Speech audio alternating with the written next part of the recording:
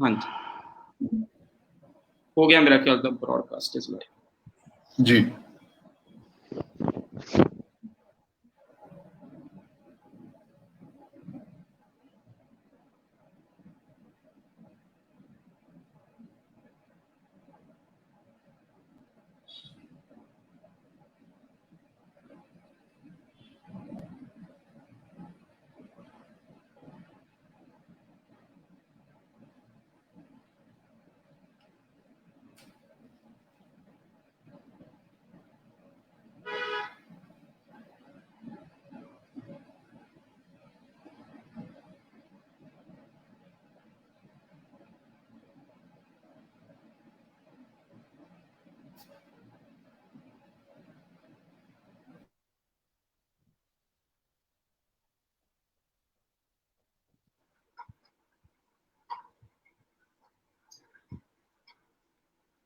पंजाबी विभाग दिल्ली यूनिवर्सिटी ਦੇ ਇਸ ਵਰਚੁਅਲ ਪਲੇਟਫਾਰਮ ਤੇ ਜੁੜੇ ਸਾਰੇ ਸੱਜਣਾਂ ਦਾ ਤਹਿ ਦਿਲੋਂ ਸ਼ੁਕਰੀਆ।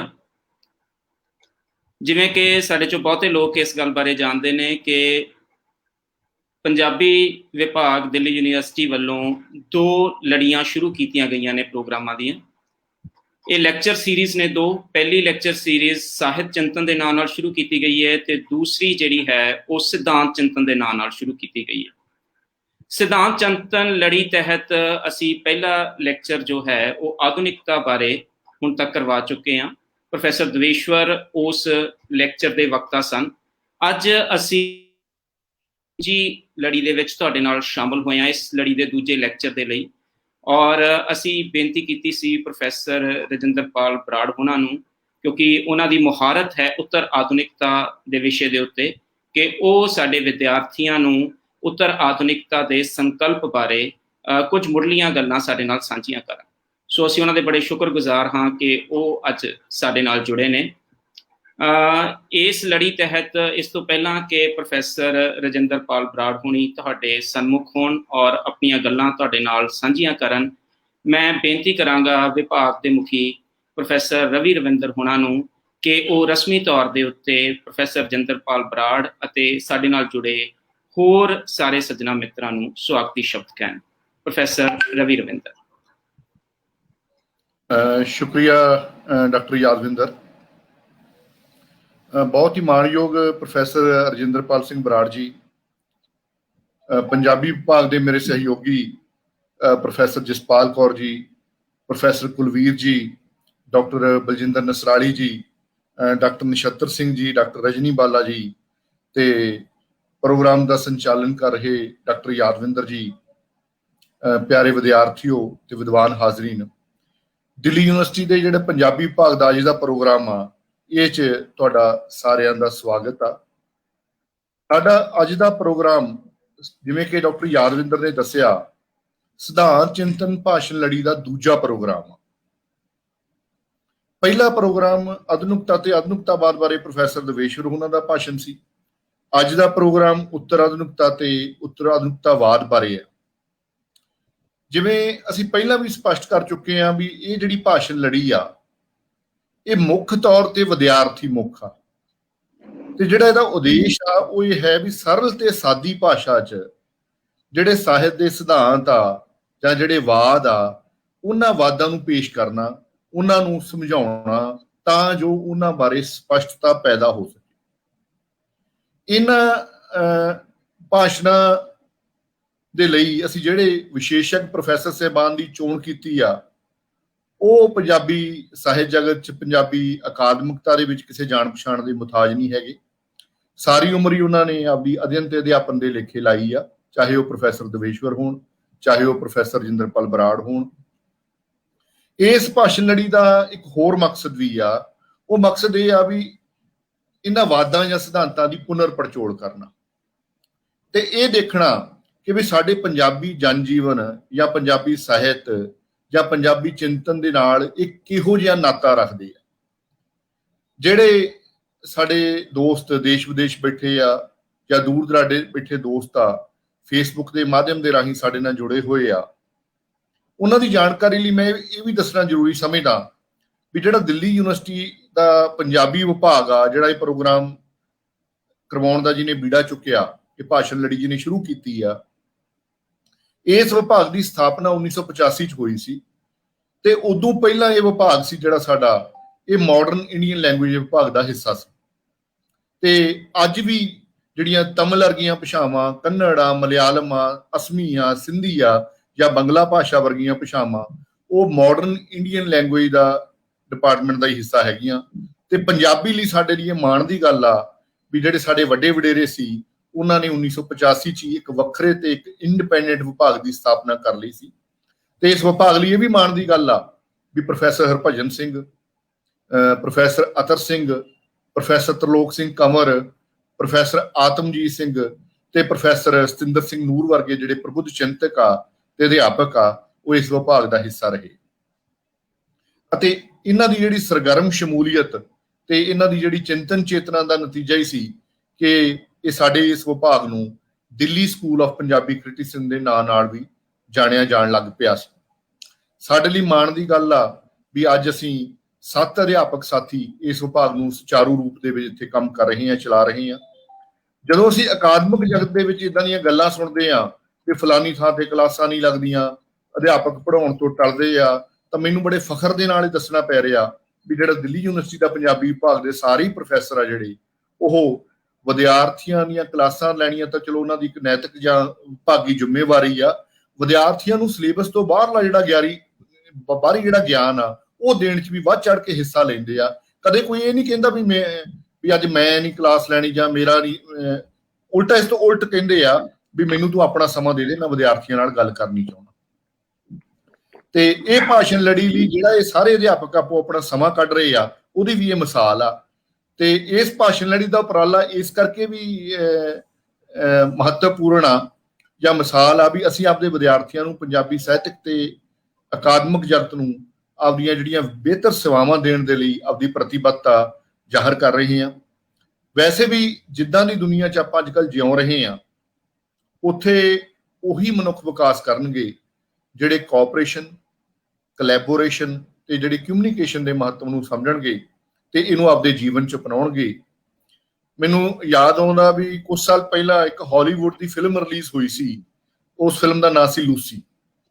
ਉਹ ਫਿਲਮ ਇਸ ਵਿਚਾਰ ਨੂੰ ਲੈ ਕੇ ਬਣੀ ਸੀ ਵੀ ਜੇ ਬੰਦੇ ਦਾ ਦਿਮਾਗ ਆ 100% ਕੈਪੈਸਿਟੀ ਨਾਲ ਕੰਮ ਕਰਨ ਲੱਗ ਜਾਵੇ ਫਿਰ ਕੀ ਹੋਊਗਾ।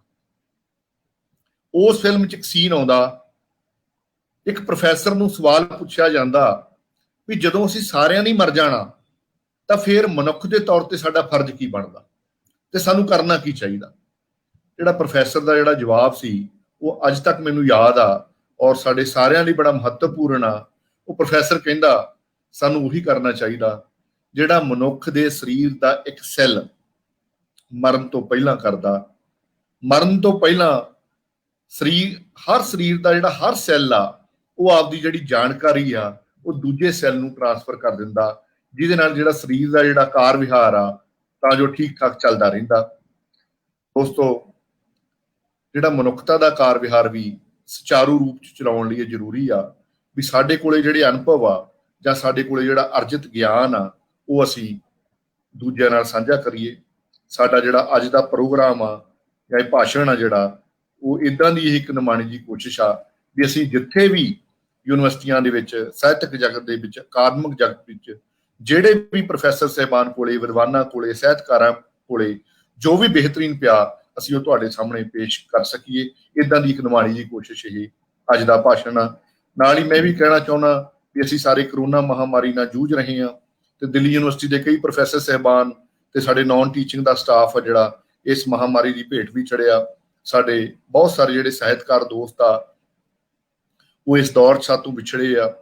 ਪੰਜਾਬੀ ਵਿਭਾਗ ਉਹਨਾਂ ਸਾਰੇ ਦੋਸਤਾਂ, ਸਹਿਕਰਮੀਆਂ ਨੂੰ ਸ਼ਰਧਾਂਜਲੀ ਭੇਟ ਕਰਦਾ ਆਪਦੀ। ਤੇ ਨਾਲ ਹੀ ਸੰਕਟ ਸਮਿਆਂ ਦੇ ਵਿੱਚ ਵੀ ਗਿਆਨ ਦੇ ਪ੍ਰਚਾਰ ਲਈ, ਪ੍ਰਸਾਰ ਲਈ ਜਾਂ ਅਧਿਆਪਨ ਦੇ ਨਾਲ ਨਾਲ ਆਪਦੇ ਕਿੱਤੇ ਦੇ ਨਾਲ ਨਿਆਂ ਕਰਨ ਦੀ ਜਿਹੜੀ ਵਚਨਬੱਧਤਾ, ਅਸੀਂ ਉਸ ਵਚਨਬੱਧਤਾ ਨੂੰ ਵੀ ਸਾਰੇ ਸਾਥੀ ਤੁਹਾਡੇ ਸਾਹਮਣੇ ਦਿਖਾਉਂਦੇ ਹਾਂ। ਇਹਨਾਂ ਸ਼ਬਦਾਂ ਨਾਲ ਹੀ ਪ੍ਰੋਫੈਸਰ ਰਿੰਦਰਪਾਲ ਸਿੰਘ ਬਰਾੜ ਜੀ ਤੇ ਇਸ ਪ੍ਰੋਗਰਾਮ ਨਾਲ ਜੁੜੇ ਸਰੋਤਿਆਂ ਨੂੰ ਮੈਂ ਜੀ ਆਇਆਂ ਆਖਦਾ ਤੇ ਡਾਕਟਰ ਯਾਦਵਿੰਦਰ ਨੂੰ ਮੈਂ ਗੁਜ਼ਾਰਿਸ਼ ਕਰਦਾ ਵੀ ਉਹ ਅੱਜ ਦੇ ਪ੍ਰੋਗਰਾਮ ਦੀ ਜਿਹੜੀ ਅਗਲੀ ਕਾਰਵਾਈ ਆ ਉਹ ਚਲਾਓ। ਡਾਕਟਰ ਯਾਦਵਿੰਦਰ। बेहद शुक्रिया सर। ਜਿੱਦਾਂ ਕਿ ਪ੍ਰੋਫੈਸਰ ਰਵੀ ਰਵਿੰਦਰ ਉਹਨਾਂ ਨੇ ਦੱਸਿਆ ਕਿ ਪੰਜਾਬੀ ਵਿਭਾਗ ਦੀ ਇਹ ਕੋਸ਼ਿਸ਼ ਹੈ ਕਿ ਅਸੀਂ ਵਿਦਿਆਰਥੀਆਂ ਦੇ ਲਈ ਸਿਧਾਂਤ ਤੇ ਸਾਹਿਤ ਚਿੰਤਨ ਨਾਲ ਜੁੜੇ ਵੱਖ-ਵੱਖ ਪਹਿਲੂਆਂ ਤੋਂ ਤੁਹਾਨੂੰ ਵਾਕਿਫ ਕਰਵਾ ਸਕੀਏ। तो इस बाबत ही ये लैक्चर लड़ी जो है वो आरंभी गई है और अज जिस शख्स नूं असीं दावत दित्ती है इस लैक्चर लड़ी दे विच तुहाडे नाल अपणीआं गल्लां सांझीआं करन लई मेरी मुराद प्रोफैसर रजिंदरपाल बराड़ होना तो है। वो इस समय प्रोफैसर ने पंजाबी डिपार्टमेंट पंजाबी यूनिवर्सिटी पटियाला दे विच, इस तो पहलां वो मुखी रहे ने इसे विभाग दे और नाल ही नाल वो डीन कॉलेज डिवेलपमेंट कौंसल दे डीन दे तौर दे उत्ते भी जो है अपनी सेवावां निभा चुके ने। गुरु नानक देव यूनिवर्सिटी दे विच विजिटिंग फैलो वजों भी विचरते रहे ने और उन्हां दे जिहड़ा एरिया ऑफ स्पैशलाइजेशन जिसनूं असीं कहने आ मुहारत दे विषय खास तौर दे उत्ते आधुनिक पंजाबी कविता और साहित्यक क्रिटिसिज्म दे उत्ते उन्हां दा बहुत खूबसूरत काम है और फोकलोर कल्चर ते मीडिया दे परसपैक्टिव तो मैनूं नहीं लगदा कि पंजाबी अकादमिक जगत दे विच किसी भी प्रोफैसर दे रिसर्च स्कॉलर इन्ने डाइवर्स विषयां दे उत्ते PhD कीते होणगे जिन्ने प्रोफैसर रजिंदरपाल बराड़ होना दे ने। उन्हां दा जे एक पासे काम जिहड़ा उन्हां ने रस सिद्धांत ध्वनि सिद्धांत वर्गियां बिल्कुल जिहड़ियां भारती काव्य शास्त्र चिंतन नाल जुड़ियां परंपरावां ने उन्हां बारे करवाया, तां दूजे पासे बिल्कुल ही अणगौले विषय खास तौर दे उत्ते विग्यान नाल जुड़े हुए विषय जिद्दां वातावरण नाल संबंधित विषय इको क्रिटिसिज्म नूं पहली बार इंट्रोड्यूस भी उन्हां ने ही पंजाबी दे विच करवाया। इसे तरह दे नाल उन्हां दे मतलब मनोविश्लेषण दे आस्पैक्ट तो चुटकलियां जिहियां विधावां जिहड़ियां बिल्कुल ही अणगौलियां रह गईयां सीगियां उन्हां बारे भी उन्हां ने मतलब अपने विद्यार्थियों नूं खोज कार्ज वाले पासे लाया। सो इन्नी डाइवर्सिफिकेशन और खास करके साडे लई तां इस करके भी माण दी गल आ तुहाडे विद्यार्थियों नूं ये भी जानना चाहिदा है कि डॉक्टर कुलवीर डॉक्टर रजनी ते मैं ਅਸੀਂ ਤਿੰਨੋਂ ਸਰ ਦੇ ਸਿੱਧੇ ਤੌਰ ਦੇ ਉੱਤੇ ਸਟੂਡੈਂਟ ਰਹੇ ਹਾਂ, ਇਸ ਕਰਕੇ ਤੁਸੀਂ ਆਪਣੇ ਉਸਤਾਦਾਂ ਦੇ ਉਸਤਾਦ ਨੂੰ ਅੱਜ ਮਿਲਣ ਜਾ ਰਹੇ ਹੋ। ਔਰ ਡਾਕਟਰ ਰਜਨੀ ਬਾਲਾ ਹੋਣਾ ਨੇ ਤਾਂ ਆਪਣੀ PhD ਵੀ ਪ੍ਰੋਫੈਸਰ ਰਜਿੰਦਰਪਾਲ ਬਰਾੜ ਹੋਣਾ ਦੀ ਨਿਗਰਾਨੀ ਹੇਠ ਕੀਤੀ ਹੈ ਔਰ ਜਿੱਥੋਂ ਤੱਕ ਉਹਨਾਂ ਦੀਆਂ ਕਿਤਾਬਾਂ ਦਾ ਸੰਬੰਧ ਹੈ 9 ਮੌਲਿਕ ਕਿਤਾਬਾਂ ਉਹ ਲਿਖ ਚੁੱਕੇ ਨੇ ਔਰ ਬਹੁਤ ਸਾਰੀਆਂ ਸੰਪਾਦਿਤ ਪੁਸਤਕਾਂ 26 ਦੇ ਕਰੀਬ ਉਹਨਾਂ ਦੀਆਂ ਜਿਹੜੀਆਂ ਹੈਗੀਆਂ ਨੇ ਟੋਟਲ ਜਿਹੜੀ ਗਿਣਤੀ ਹੈ। ਔਰ ਖਾਸ ਤੌਰ ਦੇ ਉੱਤੇ 2-3 ਕਿਤਾਬਾਂ ਦਾ ਮੈਂ ਇੱਥੇ ਜ਼ਿਕਰ ਕਰਨਾ ਚਾਹਾਂਗਾ। ਸੁਰਜੀਤ ਪਾਤਰ ਦੀ ਕਾਵਿ ਸੰਵੇਦਨਾ ਉਹਨਾਂ ਦੀ ਕਿਤਾਬ ਸੀ, आधुनिक पंजाबी कविता पुनर्चिंतन और जिहड़ी किताब जिस नाल संबंधित अज दा असीं लैक्चर रखिया है जिहड़ी पंजाबी यूनिवर्सिटी पटियाला ने विशेष तौर दे उत्ते छापी सी उत्तर आधुनिकता और एक किताब जिहड़ी मैनूं हुण भी याद आउंदा भारती दर्शन जदों मैं विद्यार्थी सी सर दा MA च पढ़दा सी उदों ही छपी सी और मैनूं मिल नहीं सी रही। मैं बड़ी किहा सर नूं गुजारिश कीती कि मैनूं एक किताब चाहीदी आ ते सर कहंदे मेरे कोल भी इक्को कापी आ तूं घर आ जा लै जा ਤੇ ਪੜ੍ਹ ਕੇ ਮੈਨੂੰ ਵਾਪਸ ਕਰਦੀ, ਪਰ ਮੈਨੂੰ ਹਾਲੇ ਪਬਲਿਸ਼ਰ ਨੇ ਹੋਰ ਕਾਪੀਆਂ ਨਹੀਂ ਦਿੱਤੀਆਂ ਤੇ ਉਹ ਮੈਂ ਕਾਪੀ ਉਦੋਂ ਬੜਾ ਨਵਾਂ ਜਦੋਂ ਸ਼ੁਰੂ ਚ ਕਿਤਾਬ ਆਈ ਤਾਂ ਮੈਨੂੰ ਬੜਾ ਮਾਣ ਤੇ ਸ਼ਰਫ ਮਹਿਸੂਸ ਹੁੰਦਾ ਕਿ ਉਹ ਕਿਤਾਬ ਮੈਂ ਉਦੋਂ ਪੜ੍ਹੀ ਜਿਹੜੀ ਹੈ। ਇਸ ਤੋਂ ਇਲਾਵਾ ਬਹੁਤ ਸਾਰੇ ਵਿਦਿਆਰਥੀ ਸਾਹਿਤ ਦੇ ਇਤਿਹਾਸ ਪੜ੍ਹਦੇ ਆ ਪੰਜਾਬੀ ਅਕੈਡਮੀ ਦੇ ਪਬਲਿਸ਼ ਕੀਤੇ ਹੋਏ। तो आधुनिक पंजाबी कविता का इतिहास भी प्रोफैसर रजिंदरपाल बराड़ होना ने लिखिया। उस तो इलावा उन्होंने जी खास किताब जिहदा पिछले काफ़ी चर्चा का विषय रही वो किताब जी है और पंजाब नूं जिवें कहने कि उहदियां रगां दे विच जिहड़ियां पंजाब दी असली तासीर नूं समझण दा एक उपराला कीता उस किताब ने और एक नवीं विधा के तौर के उत्ते आई एक इंटरव्यू के रूप दे विच गोस्ट पंजाब नां दी किताब उन्होंने एक विद्यार्थी स्टालनजीत ने उन्हां नाल गलबात की और उस गलबात दे विच पंजाब नाल जुड़े हुए वख-वख विषय जिहड़े हैगे आ उन्हां दे बारे दे विच ओह गल्लां जिहड़ियां हैगियां उन्हां नाल कीतियां। पंजाब दी आर्थिकता दे मसले ने, पंजाब दी एजुकेशन दे मसले ने, पंजाब दी खेतीबाड़ी दे मसले ने। तो इन्हां सारे जो पंजाब नाल जुड़े हुए रेलेवेंट इशूज हैगे आ उन्हां नाल संबंधित उन्हां दी एक किताब जिहड़ी है ओह मैनूं लगदा कि हर एक नूं सानूं पढ़नी चाहीदी है। और खास तौर के उत्ते इस किताब नूं पढ़दे तुहानूं महसूस हुंदा कि जिस तरह के कार्ल मार्क्स ने कहा see the philosophers have interpret the society but the need is to change it. और जिस तरह के इसे गल नूं अगे वधाउंदे होए ग्रैमशी कहंदा कि दो तरह के इंटलैक्चुअल्स हुंदे आ, एक ट्रेडिशनल इंटलैक्चुअल्स एक ऑर्गेनिक इंटलैक्चुअल्स। जिहड़े ट्रेडिशनल इंटलैक्चुअल्स हुंदे ने ओह उन्हां संस्थावां नाल जुड़दे आ जिहड़ी सत्ता दे नाल भ्याली रखदियां ने ते उसे किस्म दी रिसर्च नूं उत्साहित करदे आ जिहड़ी सरकार या सत्ता दे पक्ष नूं जिहड़ा हैगा अगे लैके जांदी आ। पर जिहड़े ऑर्गेनिक इंटलैक्चुअल हुंदे ने उन्हां नूं अगे जाके एडवर्ड सईद कहंदा हैगा कि ओह इंटलैक्चुअल हुंदे आ जिहड़े कि पब्लिक दे नाल जुड़े हुए पब्लिक इंटलैक्चुअल्स हुंदे हैगे आ और पब्लिक इंटलैक्चुअल्स की जिम्मेवारी हुंदी आ कि उन्हां विषयां बारे भी गल करन जिहड़े उन्हां दी मुहारत दे विषय नहीं है। तो प्रोफैसर रजिंदरपाल बराड़ जिहड़े हैगे ने उन्हां दी हुणे किताब नवीं दानिशमंद दरवेश आई है जिहदे विच उन्हां ने जसवंत सिंह कंवल तो लैके सतीश वर्मा तक दे 12 जिहड़े ਜਿਹਦੇ ਵਿੱਚ ਬਹੁਤੇ ਜਿਹੜੇ ਸਾਹਿਤਕਾਰ ਨੇ ਉਹਨਾਂ ਦੇ ਸ਼ਬਦ ਚਿੱਤਰ ਜਿਹੜੇ ਨੇ ਉਹ ਲਿਖੇ ਨੇ। ਇਸ ਤੋਂ ਇਲਾਵਾ ਇੱਕ ਖਾਸ ਕੰਮ ਉਹਨਾਂ ਦਾ ਜਿਹੜਾ ਹੈ ਸ਼ਹੀਦ ਆਜ਼ਮ ਭਗਤ ਸਿੰਘ ਦੀ ਜੇਲ੍ਹ ਨੋਟਬੁੱਕ ਉਹਨਾਂ ਨੇ ਅਨੁਵਾਦ ਵੀ ਕੀਤੀ ਪੰਜਾਬੀ ਦੇ ਵਿੱਚ ਤੇ ਐਡਿਟ ਵੀ ਕੀਤੀ ਹੈ। ਔਰ ਜੇ ਅਸੀਂ ਉਹਨਾਂ ਦੇ ਰਿਸਰਚ ਪੇਪਰ ਤੇ ਰਿਵਿਊ ਆਰਟੀਕਲਸ ਦੀ ਗਿਣਤੀ ਕਰੀਏ ਤਾਂ ਉਹ ਬਿਯੋਂਡ ਜਿਹੜੀ ਹੈਗੀ ਆ ਸਾਡੀ ਗਿਣਤੀ ਤੋਂ ਬਾਹਰ ਜਾਂਦੀ ਆ। ਬਹੁਤ ਲੰਮਾ ਚੌੜਾ ਕੰਮ ਹੈ ਉਹਨਾਂ ਦਾ ਤੇ ਅਸੀਂ ਤਹਿ ਦਿਲੋਂ ਸ਼ੁਕਰਗੁਜ਼ਾਰ ਹਾਂ ਕਿ ਅੱਜ ਸਾਡੇ ਦਰਮਿਆਨ ਉਹ ਹਾਜ਼ਰ ਨੇ ਔਰ ਤੁਹਾਡੇ ਰੂਬਰੂ ਹੋਣਗੇ ਔਰ ਤੁਹਾਨੂੰ ਵਿਦਿਆਰਥੀਆਂ ਨੂੰ ਖਾਸ ਤੌਰ ਦੇ ਉੱਤੇ ਉਹ ਉੱਤਰ ਆਧੁਨਿਕਤਾ ਦੇ ਪਰਸਪੈਕਟਿਵ ਤੋਂ ਬਹੁਤ ਗੱਲਾਂ ਜਿਹੜੀਆਂ ਤੁਹਾਡੇ ਨਾਲ ਸਾਂਝੀਆਂ ਕਰਨਗੇ। ਮੈਂ ਗੁਜ਼ਾਰਿਸ਼ ਕਰਾਂਗਾ ਪ੍ਰੋਫੈਸਰ ਰਜਿੰਦਰਪਾਲ ਬਰਾੜ ਹੋਣਾ ਨੂੰ ਕਿ ਹੁਣ ਉਹ ਸਾਡੇ ਸਨਮੁਖ ਹੋਣ। ਸਰ ਸਟੇਜ ਹੁਣ ਤੁਹਾਡੇ ਕੋਲ ਆ, ਤੁਸੀਂ ਜਿਹੜਾ ਹੈ ਉਹ ਸਾਨੂੰ ਜਿਹੜਾ ਹੈ ਹੁਣ ਉੱਤਰ ਆਧੁਨਿਕਤਾ ਦੇ ਵਿਸ਼ੇ ਬਾਰੇ ਜਿਹੜੇ ਹੈ ਆਪਣੀ ਗੱਲ। ਬਹੁਤ ਬਹੁਤ ਸ਼ੁਕਰੀਆ। ਮਿਹਰਬਾਨੀ ਯਾਦਵਿੰਦਰ। ਅਸਲ ਦੇ ਵਿੱਚ ਇਹ ਕਿ ਸਭ ਤੋਂ ਪਹਿਲਾਂ ਤਾਂ ਮੈਂ ਸ਼ੁਕਰਗੁਜ਼ਾਰ ਹਾਂ ਕਿ ਪੰਜਾਬੀ ਵਿਭਾਗ ਦਿੱਲੀ ਯੂਨੀਵਰਸਿਟੀ ਨੇ ਮੈਨੂੰ ਇਸ ਦੇ ਯੋਗ ਸਮਝਿਆ ਕਿ ਮੈਂ ਉਹਨਾਂ ਦੇ ਸਟਾਫ ਨੂੰ, ਉਹਨਾਂ ਦੇ ਵਿਦਿਆਰਥੀਆਂ ਨੂੰ ਉੱਤਰ ਆਧੁਨਿਕਤਾ ਦੇ ਬਾਰੇ ਸੰਬੋਧਨ ਹੋਵਾਂ। ਇਹ ਮਾਣ ਵਾਲੀ ਗੱਲ ਹੈ। ਜਿੱਥੋਂ ਤੱਕ ਗੱਲ ਹੈਗੀ ਆ ਕਿ ਮੇਰੇ ਬਾਰੇ ਇੰਨੇ ਚੰਗੇ ਸ਼ਬਦ ਬੋਲੇ ਗਏ, ਇਹਨਾਂ ਲਈ ਬਹੁਤ ਬਹੁਤ ਧੰਨਵਾਦ। ਪਰ ਇਹ ਸ਼ਬਦ ਤਾਂ ਇਸ ਕਰਕੇ ਬੋਲੇ ਗਏ ਕਿ ਕਿਹਾ ਜਾਂਦਾ ਹੈਗਾ ਕਿ ਪੀਰ ਉੱਡਿਆ ਨਹੀਂ ਕਰਦੇ, ਉਹਨਾਂ ਦੇ ਵਿਦਿਆਰਥੀ ਉਹਨਾਂ ਨੂੰ ਉਡਾਇਆ ਕਰਦੇ, ਉਹਨਾਂ ਦੇ ਸ਼ਾਗਿਰਦ ਉਹਨਾਂ ਨੂੰ ਉਡਾਇਆ ਕਰਦੇ ਆ। ਇਹ ਸਾਰੇ ਤਾਂ ਮੋਹ ਚੋਂ ਉਹਨਾਂ ਦੇ ਬੋਲੇ ਹੋਏ ਸ਼ਬਦ ਨੇ। ਮੈਂ ਜਿਹੜਾ ਕੰਮ ਕੀਤਾ ਉਹ ਸਾਰਾ ਬੜਾ ਔਸਤ ਪੱਧਰ ਦਾ ਕੰਮ ਆ ਤੇ ਔਸਤ ਜੋ ਇੱਕ ਆਮ ਪ੍ਰੋਫੈਸਰ ਨੂੰ ਕਰਨਾ ਚਾਹੀਦਾ ਉਹੋ ਜਿਹਾ ਹੀ ਕੰਮ ਹੈਗਾ। ਕੁਝ ਵਿਸ਼ੇਸ਼ ਕੰਮ ਨਹੀਂ ਹੋ ਸਕਿਆ ਜਾਂ ਨਹੀਂ ਕੀਤਾ।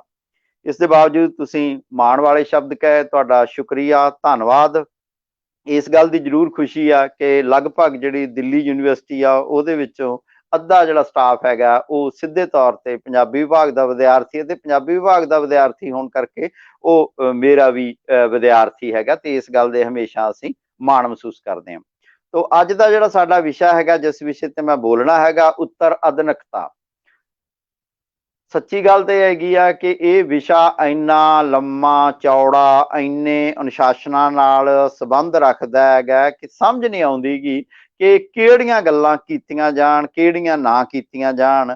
ਉਹਦਾ ਵੀ ਇੱਕ ਕਾਰਨ ਆ ਕਿ ਇੱਕ ਪਾਸੇ ਤਾਂ ਇਹ ਗੱਲ ਕਿ ਕਿਹੜੀਆਂ ਕੀਤੀਆਂ ਜਾਣ ਕਿ ਕਿਉਂਕਿ ਵਿਦਿਆਰਥੀਆਂ ਨੂੰ ਬੇਸਿਕ ਪੱਧਰ ਤੇ ਦੱਸਣਾ ਹੁੰਦਾ ਤੇ ਦੂਸਰੇ ਪਾਸੇ ਮੈਨੂੰ ਇਹ ਵੀ ਗੱਲ ਲੱਗ ਰਹੀ ਆ ਕਿ ਇੱਥੇ ਹੀ ਜਿਹੜੇ ਤੁਹਾਡੇ ਅਧਿਆਪਕ ਨੇ ਉਹ ਬਹੁਤ ਇਸ ਵਿਸ਼ੇ ਦੇ ਮਾਹਰ ਨੇ। ਉਹ ਸਿਰਫ ਇਹ ਕਿ ਉਹਨਾਂ ਦੇ ਅੱਗੇ ਕੀ ਬੋਲਿਆ ਜਾਵੇ। ਤੇ ਮੈਨੂੰ ਇਹ ਵੀ ਪਤਾ ਹੈਗਾ ਕਿ ਦਿੱਲੀ ਯੂਨੀਵਰਸਿਟੀ ਦੇ ਜਿਹੜੇ ਲੈਕਚਰ ਨੇ ਉਹ ਬਾਅਦ ਦੇ ਵਿੱਚ ਵੀ ਬਹੁਤ ਸਾਰੇ ਬਾਹਰ ਵਿਦਿਆਰਥੀਆਂ ਤੋਂ ਵੀ ਬਾਹਰ ਤੇ ਦਿੱਲੀ ਯੂਨੀਵਰਸਿਟੀ ਤੋਂ ਵੀ ਬਾਹਰ ਉਹਨਾਂ ਨੂੰ ਲੋਕ ਸੁਣਦੇ ਆ। ਤਾਂ ਉਹਨਾਂ ਦੀਆਂ ਮਿਆਰਾਂ ਤੇ ਕਿਵੇਂ ਪੂਰਾ ਉਤਰਿਆ ਜਾਵੇ, ਇੱਕ ਮਨ ਚ ਕਸ਼ਮਕਸ਼ ਜੀ ਆ। ਪਰ ਮੈਂ ਵਿਦਿਆਰਥੀਆਂ ਨੂੰ ਧਿਆਨ ਚ ਰੱਖ ਕੇ ਸਿਰਫ ਬੁਨਿਆਦੀ ਜਿਹੀਆਂ ਗੱਲਾਂ ਹੀ ਕਰਾਂਗਾ ਉੱਤਰ ਆਧੁਨਿਕਤਾ ਬਾਰੇ। ਤੇ ਸਭ ਤੋਂ ਜਿਹੜੀ ਪਹਿਲੀ ਗੱਲ ਕਿ ਇਹਦੇ ਮੂਹਰੇ ਸ਼ਬਦ ਲੱਗਿਆ ਉੱਤਰ, ਤੇ ਆਪਾਂ ਇੱਕ ਗੱਲ ਤਾਂ ਜਾਣਦੇ ਹਾਂ ਕਿ ਪਹਿਲਾਂ ਪ੍ਰਸ਼ਨ ਹੁੰਦਾ ਤੇ ਫਿਰ ਪ੍ਰਸ਼ਨ ਦਾ ਉੱਤਰ ਹੁੰਦਾ। ਜਿਹੜਾ ਬਾਅਦ ਦੇ ਵਿੱਚ ਆਉਂਦਾ ਉਹ ਉੱਤਰ ਹੁੰਦਾ। ਜਿਹੜਾ ਬਾਅਦ ਦੇ ਵਿੱਚ ਆਉਂਦਾ ਉਹ ਉੱਤਰ ਆ, ਪੋਸਟ। ਕਿਸੇ ਵੀ ਫਲਾਮਨੇ ਦਾ, ਕਿਸੇ ਵੀ ਵਰਤਾਰੇ ਦਾ ਇੱਕ ਪ੍ਰੀ ਹੁੰਦਾ ਜੋ ਪੂਰਵ ਹੁੰਦਾ, ਪਹਿਲਾ ਹੁੰਦਾ, ਇੱਕ ਪੋਸਟ ਹੁੰਦਾ ਜੋ ਉੱਤਰ ਹੁੰਦਾ, ਜੋ ਬਾਅਦ ਦੇ ਵਿੱਚ ਹੁੰਦਾ। ਤੇ ਉੱਤਰ ਆਧੁਨਿਕਤਾ ਜਦੋਂ ਅਸੀਂ ਸ਼ਬਦ ਵਰਤਦੇ ਤੇ ਇਹਦਾ ਮਤਲਬ ਉਹ ਕਿ ਜੋ ਚੀਜ਼, ਜੋ ਵਰਤਾਰਾ, ਜੋ ਫਿਨੋਮਨਾ ਆਧੁਨਿਕਤਾ ਤੋਂ ਬਾਅਦ ਵਾਪਰਿਆ ਹੋਵੇ। ਤਾਂ ਤਿੰਨ ਸਾਡੇ ਕੋਲੇ ਸ਼ਬਦ ਨੇ। ਇੱਕ ਸ਼ਬਦ ਹੈਗਾ ਜਿਹਨੂੰ ਕਹਿ ਸਕਦੇ ਆ ਉੱਤਰ ਆਧੁਨਿਕ ਕਾਲ, ਇੱਕ ਸ਼ਬਦ ਦਾ ਉੱਤਰ ਆਧੁਨਿਕਤਾ, ਇੱਕ ਸ਼ਬਦ ਦਾ ਉੱਤਰ ਆਧੁਨਿਕਵਾਦ। Post modern age, post modernity, post modernism. ਤਾਂ ਪਹਿਲਾਂ ਤਾਂ ਆਪਾਂ ਥੋੜਾ ਜਿਹਾ ਇਸ ਗੱਲ ਬਾਰੇ ਵਿਚਾਰ ਕਰ ਲਈਏ। ਇਤਿਹਾਸ ਦੇ ਵਿੱਚ ਅਸੀਂ ਕਹਿੰਦੇ ਆ ਕਿ ਇੱਕ ਤਾਂ ਪੂਰਵ ਇਤਿਹਾਸ ਕਾਲ ਹੋ ਗਿਆ, ਇਤਿਹਾਸ ਤੋਂ ਪਹਿਲਾਂ ਦੀ ਗੱਲ। ਜਿਹੜੇ ਇਤਿਹਾਸ ਦੀਆਂ ਗੱਲਾਂ ਨੇ, ਜਦੋਂ ਤੋਂ ਮਨੁੱਖ ਦੀ ਸੁਰਤ ਸੰਭਲੀ ਉਹਨੇ ਆਪਣੇ ਆਪ ਦਾ ਇਤਿਹਾਸ ਲਿਖਣਾ ਸ਼ੁਰੂ ਕੀਤਾ ਜਾਂ ਉਹਨੂੰ ਕਿਹਾ ਜਾ ਸਕਦਾ ਹੈਗਾ ਕਿ ਸੂਚੀਬੱਧ ਕਰਨ ਦੀ ਕੋਸ਼ਿਸ਼ ਕੀਤੀ। ਤਾਂ ਉਹਦੇ ਵਿੱਚ ਇੱਕ ਹੈਗਾ ਕਿ ਜਿਹਨੂੰ ਅਸੀਂ ਪੁਰਾਤਨ ਕਾਲ ਕਹਿੰਦੇ ਆ, ਇੱਕ ਮੱਧ ਕਾਲ ਕਹਿੰਦੇ ਆ, ਇੱਕ ਆਧੁਨਿਕ ਕਾਲ ਕਹਿੰਦੇ ਆ। ਆਪਾਂ ਨਾ ਅੱਜ ਗੱਲ ਕਰੀਏ ਪੁਰਾਤਨ ਕਾਲ ਦੀ, ਨਾ ਗੱਲ ਕਰੀਏ ਮੱਧ ਕਾਲ ਦੀ, ਆਪਾਂ ਗੱਲ ਕਰਦੇ ਹਾਂ ਆਧੁਨਿਕ ਕਾਲ ਦੀ। ਤੇ ਆਧੁਨਿਕ ਕਾਲ ਬਾਰੇ ਵੀ ਬਹੁਤੀ ਗੱਲ ਕਰਨ ਦੀ ਇਸ ਕਰਕੇ ਜ਼ਰੂਰਤ ਨਹੀਂ ਕਿ ਆਧੁਨਿਕ ਕਾਲ ਬਾਰੇ ਜਾਂ ਆਧੁਨਿਕਤਾ ਬਾਰੇ ਤੁਸੀਂ ਇੱਕ ਲੈਕਚਰ ਪੂਰੇ ਦਾ ਪੂਰਾ ਸੁਣ ਚੁੱਕੇ ਹੋ। ਹੁਣ ਮਸਲਾ ਹੈ ਕਿ ਆਧੁਨਿਕ ਕਾਲ ਕਦੋਂ ਸ਼ੁਰੂ ਹੁੰਦਾ ਹੈ, ਤਾਂ ਮੋਟੇ ਜਿਹੇ ਤੌਰ ਤੇ ਆਧੁਨਿਕ ਕਾਲ ਬਾਰੇ ਇੱਕ ਗੱਲ ਕਹਿ ਦਿੱਤੀ ਜਾਂਦੀ ਹੈ ਕਿ ਆਧੁਨਿਕ ਕਾਲ ਉਸ ਸਮੇਂ ਸ਼ੁਰੂ ਹੋਇਆ ਕਿ ਜਿਸ ਸਮੇਂ ਵਿਚਾਰਾਂ ਦੇ ਮਾਮਲੇ ਦੇ ਵਿੱਚ ਜਿਹਨੂੰ ਕਿਹਾ ਜਾਂਦਾ ਹੈਗਾ ਕਿ ਐਨਲਾਈਟਨਮੈਂਟ ਦੀ ਮੂਵਮੈਂਟ ਚੱਲੀ, ਜਿਸ ਸਮੇਂ ਗਿਆਨ ਕਰਨ ਦੀ ਲਹਿਰ ਚੱਲੀ। ਤਾਂ ਇਹ ਯੂਰਪ ਦੇ ਵਿੱਚ ਕਦੋਂ ਚੱਲੀ ਤੇ ਇੰਡੀਆ ਦੇ ਵਿੱਚ ਕਦੋਂ ਚੱਲੀ, ਇੱਥੇ ਥੋੜਾ ਜਿਹਾ ਰੌਲਾ ਹੈ।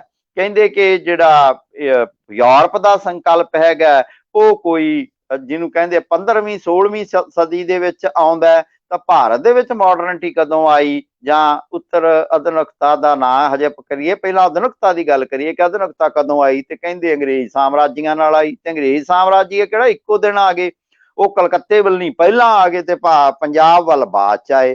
ਤਾਂ ਕੀ ਅਸੀਂ 1850 ਦੇ ਵਿੱਚ ਮੰਨੀਏ? ਸੋ ਇੱਕ ਗੱਲ ਤਾਂ ਹੈਗੀ ਹੈ ਇਹਦੀ ਕਾਲ ਦੀ, ਕਿ ਪਹਿਲਾਂ ਆਧੁਨਿਕਤਾ ਦਾ ਕਾਲ ਹੀ ਅਸੀਂ ਨਿਰਧਾਰਿਤ ਨਹੀਂ ਕਰ ਸਕੇ ਤੇ ਉੱਤਰ ਆਧੁਨਿਕਤਾ ਦਾ ਕਾਲ ਅਸੀਂ ਕਾਲ ਕਿਵੇਂ ਨਿਰਧਾਰਿਤ ਕਰੀਏ ਕਿ ਇਹਦਾ ਸਮਾਂ ਕੀ ਆ। ਪਰ ਮੋਟੇ ਜਿਹੇ ਤੌਰ ਤੇ ਕਹਿੰਦੇ ਆ ਕਿ ਯੂਰਪ ਦੇ ਵਿੱਚ ਪਹਿਲੀ ਸੰਸਾਰ ਜੰਗ ਤੋਂ ਬਾਅਦ ਤੇ ਦੂਜੀ ਸੰਸਾਰ ਜੰਗ ਦੇ ਦਰਮਿਆਨ ਅਜਿਹੇ ਵਿਚਾਰਾਂ ਦਾ ਪੈਦਾ ਹੋਣਾ ਸ਼ੁਰੂ ਹੋ ਗਿਆ ਸੀ ਜਾਂ ਅਜਿਹਾ ਕਾਲ ਸ਼ੁਰੂ ਹੋ ਗਿਆ ਸੀ। ਪਰ ਇੱਕ ਗੱਲ ਪੱਕੀ ਆ ਕਿ 1950 ਤੋਂ ਬਾਅਦ ਦੂਜੀ ਸੰਸਾਰ ਜੰਗ ਖਤਮ ਹੋਣ ਤੋਂ ਬਾਅਦ ਤਾਂ ਪੱਕੇ ਤੌਰ ਤੇ ਕਿਹਾ ਜਾਂਦਾ ਕਿ ਉੱਤਰ ਆਧੁਨਿਕ ਦੌਰ ਸ਼ੁਰੂ ਹੋ ਗਿਆ। ਪਰ ਇੰਟੈਲੈਕਚੁਅਲ ਜਾਂ ਬੌਧਿਕ ਹਲਕਿਆਂ ਦੇ ਵਿੱਚ ਭਾਵੇਂ ਪਹਿਲਾਂ ਸ਼ੁਰੂ ਹੋ ਗਿਆ, ਪਰ ਆਮ ਲੋਕਾਂ ਦੀ ਜ਼ਿੰਦਗੀ ਵਿੱਚ ਕਦੋਂ ਆਇਆ ਇਹਦੇ ਬਾਰੇ ਵੀ ਆਪਾਂ ਕੁਝ ਗੱਲ ਕਰਾਂਗੇ। ਇੱਕ ਹੈਗਾ ਇਹਦੀ ਕਾਲ ਵੰਡ। ਦੂਜੀ ਗੱਲ ਜਿਹੜੀ ਹੈਗੀ ਆ, ਜੇ ਸਮੇਂ ਨੂੰ ਛੱਡ ਦਈਏ, ਆਧੁਨਿਕ ਕਾਲ ਦੀ ਗੱਲ ਛੱਡ ਦਈਏ, ਉੱਤਰ ਆਧੁਨਿਕ ਕਾਲ ਦੀ ਗੱਲ ਛੱਡ ਦਈਏ, ਤਾਂ ਦੂਜੀ ਗੱਲ ਆਉਂਦੀ ਹੈਗੀ ਆ ਉੱਤਰ ਆਧੁਨਿਕਤਾ ਹੈ ਕੀ। ਤੇ ਭਾਈ ਇਹ ਜੀਵਨ ਜਾਚ ਆ। ਇਹ ਜੀਵਨ ਜਾਚ ਕੰਮ ਕਾਹਦੇ ਚ ਕਰਦੀ ਆ? ਇਹ ਭਾਈ ਤੁਹਾਡੀਆਂ ਬਿਲਡਿੰਗਾਂ ਚ ਵੀ ਕੰਮ ਕਰਦੀ ਆ, ਤੁਹਾਡੀਆਂ ਯੂਨੀਵਰਸਿਟੀਆਂ ਚ ਵੀ ਕੰਮ ਕਰਦੀ ਆ, ਤੁਹਾਡੇ ਜੀਵਨ ਢੰਗਾਂ ਚ ਵੀ ਕੰਮ ਕਰਦੀ ਆ, ਤੁਹਾਡੇ ਮਨੋਰੰਜਨ ਸਾਧਨਾਂ ਚ ਵੀ ਕੰਮ ਕਰਦੀ ਆ। ਕੋਈ ਖੇਤਰ ਹੀ ਨਹੀਂ ਜਿਹਦੇ ਵਿੱਚ ਨਹੀਂ ਕੰਮ ਕਰਦੀ। ਤਾਂ ਜਿਹੜਾ ਤੀਜਾ ਹੈਗਾ ਉੱਤਰ ਆਧੁਨਿਕਤਾਵਾਦ, ਜਿਹਨੂੰ ਅਸੀਂ ਕਹਿੰਦੇ ਆ ਕਿ ਉਹ ਵਿਚਾਰਾਂ ਦਾ ਸੰਗ੍ਰਹਿ ਜਾਂ ਉਹ ਵਿਚਾਰਾਂ ਦਾ ਜੋੜ, ਉਹਦੇ ਬਾਰੇ ਅਸੀਂ ਕਹੀਏ ਕਿ ਉਹ ਕਦੋਂ ਸ਼ੁਰੂ ਹੋਇਆ, ਉਹਦੇ ਬਾਰੇ ਆਪਾਂ ਗੱਲ ਬਾਅਦ ਚ ਕਰਦੇ ਹਾਂ। ਪਹਿਲੀ ਗੱਲ ਇਹ ਕਿ ਜਿਹੜੇ ਵਿਚਾਰ ਨੇ ਉਹ ਠੋਸ ਕਿਸੇ ਪਦਾਰਥਕ ਹਾਲਤਾਂ ਚ ਜਨਮ ਲੈਂਦੇ ਆ। ਤਾਂ ਆਧੁਨਿਕਤਾ ਤੇ ਜਦੋਂ ਅਸੀਂ ਮੱਧ ਕਾਲ ਦਾ ਨਿਖੇੜਾ ਕਰਦੇ ਹਾਂ ਤਾਂ ਮੱਧ ਕਾਲ ਵਿੱਚ ਜਿਹੜੀ ਸਭ ਤੋਂ ਮਹੱਤਵਪੂਰਨ ਗੱਲ ਆ ਕਿ ਮੱਧ ਕਾਲ ਵਿੱਚ ਜਿਹੜਾ ਪੈਦਾਵਾਰੀ ਸਾਧਨ ਸੀਗੇ, ਜਿਹੜਾ ਕੋਈ ਚੀਜ਼ ਪੈਦਾ ਕਰਨੀ ਸੀ, ਉਹ ਦੋ ਹੀ ਚੀਜ਼ਾਂ ਨਾਲ ਪੈਦਾ ਹੁੰਦੀ ਸੀ। ਉਹ ਹੁੰਦੀ ਸੀਗੀ ਮਨੁੱਖ ਦੇ ਆਪਣੇ ਬਾਜੂਆਂ ਦੀ ਮਿਹਨਤ ਨਾਲ, ਤੇ ਜਾਂ ਪੈਦਾ ਹੁੰਦੀ ਸੀ ਪਸ਼ੂ ਸ਼ਕਤੀ ਨਾਲ। ਤੇ ਮੁੱਖ ਜਿਹੜਾ ਧੰਦਾ ਹੈ ਉਹ ਖੇਤੀਬਾੜੀ ਸੀ, ਤੇ ਖੇਤੀਬਾੜੀ ਦੇ ਉੱਤੇ ਜਿਹੜੇ ਬਾਕੀ ਧੰਦੇ ਸੀ ਉਹ ਜਾਂ ਤਾਂ ਕੰਮ ਕਰਦੇ ਸੀਗੇ ਮਨੁੱਖ ਦੇ ਬਾਜੂ ਨਾਲ, ਕਈ ਦਾ ਕੰਮ ਕਰਦਾ ਸੀ, ਕਰੰਡੀ ਦਾ ਕੰਮ ਕਰਦਾ ਸੀ, ਬੇਲਚੇ ਨਾਲ ਕੰਮ ਕਰਦਾ ਸੀ, ਸੰਦ ਦਾ ਤਾਂ ਪ੍ਰਯੋਗ ਕਰਦਾ ਸੀ, ਪਰ ਮੁੱਖ ਤੌਰ ਤੇ ਉਹਦੀ ਸਰੀਰਕ ਸ਼ਕਤੀ ਹੀ ਮੁੱਖ ਸੀਗੀ। ਦੂਜਾ ਜਿਹੜਾ ਕੰਮ ਸੀਗਾ ਉਹ ਇਹ ਕਹਿ ਲਓ ਕਿਹਾ ਜਾ ਸਕਦਾ ਹੈਗਾ ਕਿ ਪਸ਼ੂ ਕਰਦੇ ਸੀ, ਊਠ, ਘੋੜੇ, ਹਾਥੀ, ਬਲਦ। ਜਦੋਂ ਆਧੁਨਿਕਤਾ ਆਉਂਦੀ ਆ ਤਾਂ ਆਧੁਨਿਕਤਾ ਨਾਲ ਪਹਿਲੀ ਗੱਲ ਇੱਕ ਹਾਸੇ ਭਾਣੇ ਕਹਿ ਦਿੱਤੀ ਜਾਂਦੀ ਆਧੁਨਿਕਤਾ, ਕਿ ਆਧੁਨਿਕਤਾ ਜਿਹੜੀ ਉਹ ਰੇਲ ਗੱਡੀ 'ਚ ਬੈਠ ਕੇ ਆਈ। ਕਿਹਾ ਜਾਂਦਾ ਕਿ ਆਧੁਨਿਕਤਾ ਦਾ ਜਿਹੜੇ ਸਾਧਨ ਬਦਲ ਗਏ। ਕੀ ਹੋ ਗਿਆ ਕਿ ਜਦੋਂ ਸਟੀਮ ਇੰਜਨ ਦੀ ਕਾਢ ਨਿਕਲੀ ਤਾਂ ਉਹਦੇ ਨਾਲ ਪਹਿਲੀ ਵਾਰੀ ਜਿਹਨੂੰ ਕਹਿੰਦੇ ਆ ਕਿ ਸਮੁੰਦਰੀ ਜਹਾਜ਼ ਤੇ ਜਿਹੜਾ ਹੈਗਾ ਊਠ ਗੱਡੀ ਜਾਂ ਘੋੜਾ ਗੱਡੀ ਜਾਂ ਬਲਦ ਗੱਡੀ, ਉਹ ਚੱਲਣ ਲੱਗ ਪਈ ਕੋਲੇ ਨਾਲ। ਬਾਅਦ ਚ ਕਾਹਦੇ ਨਾਲ ਚੱਲਣ ਲੱਗ ਪਈ? ਡੀਜ਼ਲ ਨਾਲ। ਬਾਅਦ ਚ ਕਾਹਦੇ ਨਾਲ ਚੱਲਣ ਲੱਗ ਪਈ? ਪੈਟਰੋਲ ਨਾਲ।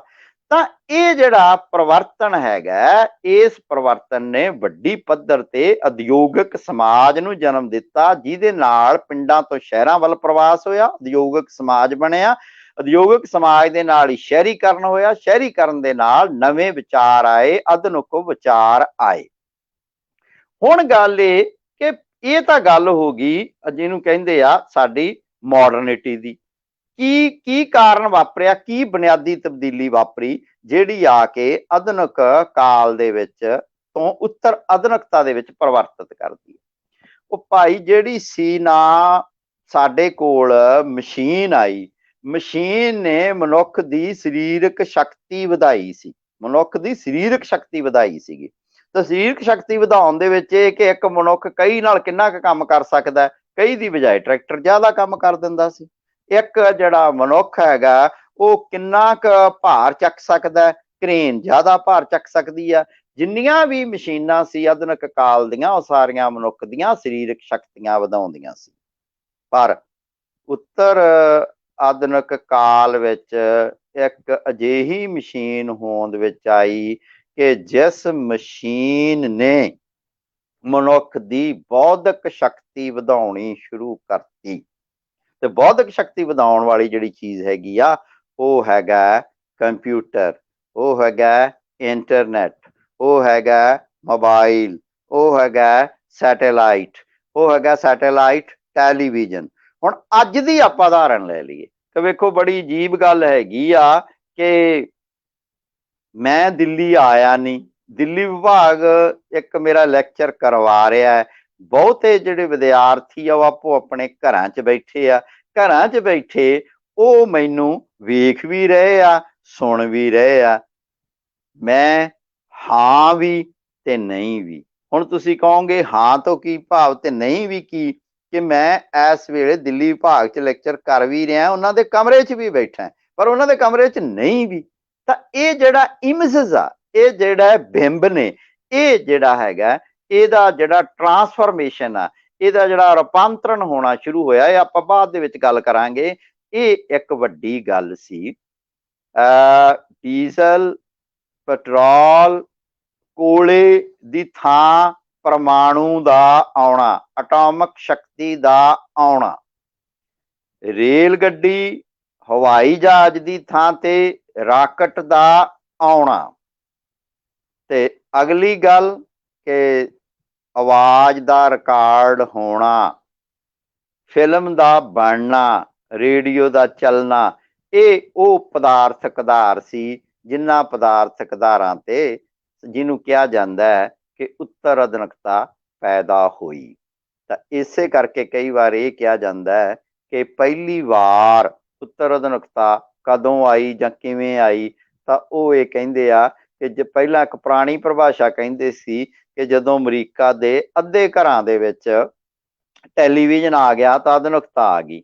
ਉਹ ਭਾਈ ਹੁਣ ਤਾਂ ਇਹ ਕਿ ਇੰਡੀਆ ਦੇ, ਜਦੋਂ ਪੰਜਾਬ ਦੇ ਵਿੱਚ ਤਾਂ ਖਾਸ ਕਰਕੇ, ਮੈਨੂੰ ਬਾਕੀ ਸੂਬਿਆਂ ਦੀ ਸਹੀ ਡਾਟਾ ਤਾਂ ਨਹੀਂ ਪਤਾ, ਕਿ ਲਗਭਗ ਜਿਹੜਾ 95% ਤੋਂ ਲੈ ਕੇ 98% ਤੱਕ ਜਿਹੜੀ ਆਬਾਦੀ ਆ ਉਹ ਟੈਲੀਵਿਜ਼ਨ ਵੇਖਦੀ ਆ। ਤਾਂ ਉੱਥੇ ਜਿਹੜੀਆਂ ਘਟਨਾਵਾਂ ਉਹ ਦੇਖਦੇ ਆ, ਉਹ ਸੱਚੀਆਂ ਵੀ ਹੁੰਦੀਆਂ ਤੇ ਨਹੀਂ ਵੀ ਸੱਚੀਆਂ ਹੁੰਦੀਆਂ। ਤੁਹਾਡੇ ਸਾਹਮਣੇ ਤਾਂ ਤਸਵੀਰ ਆ ਰਹੀ ਆ, ਬਿੰਬ ਆ ਰਿਹਾ।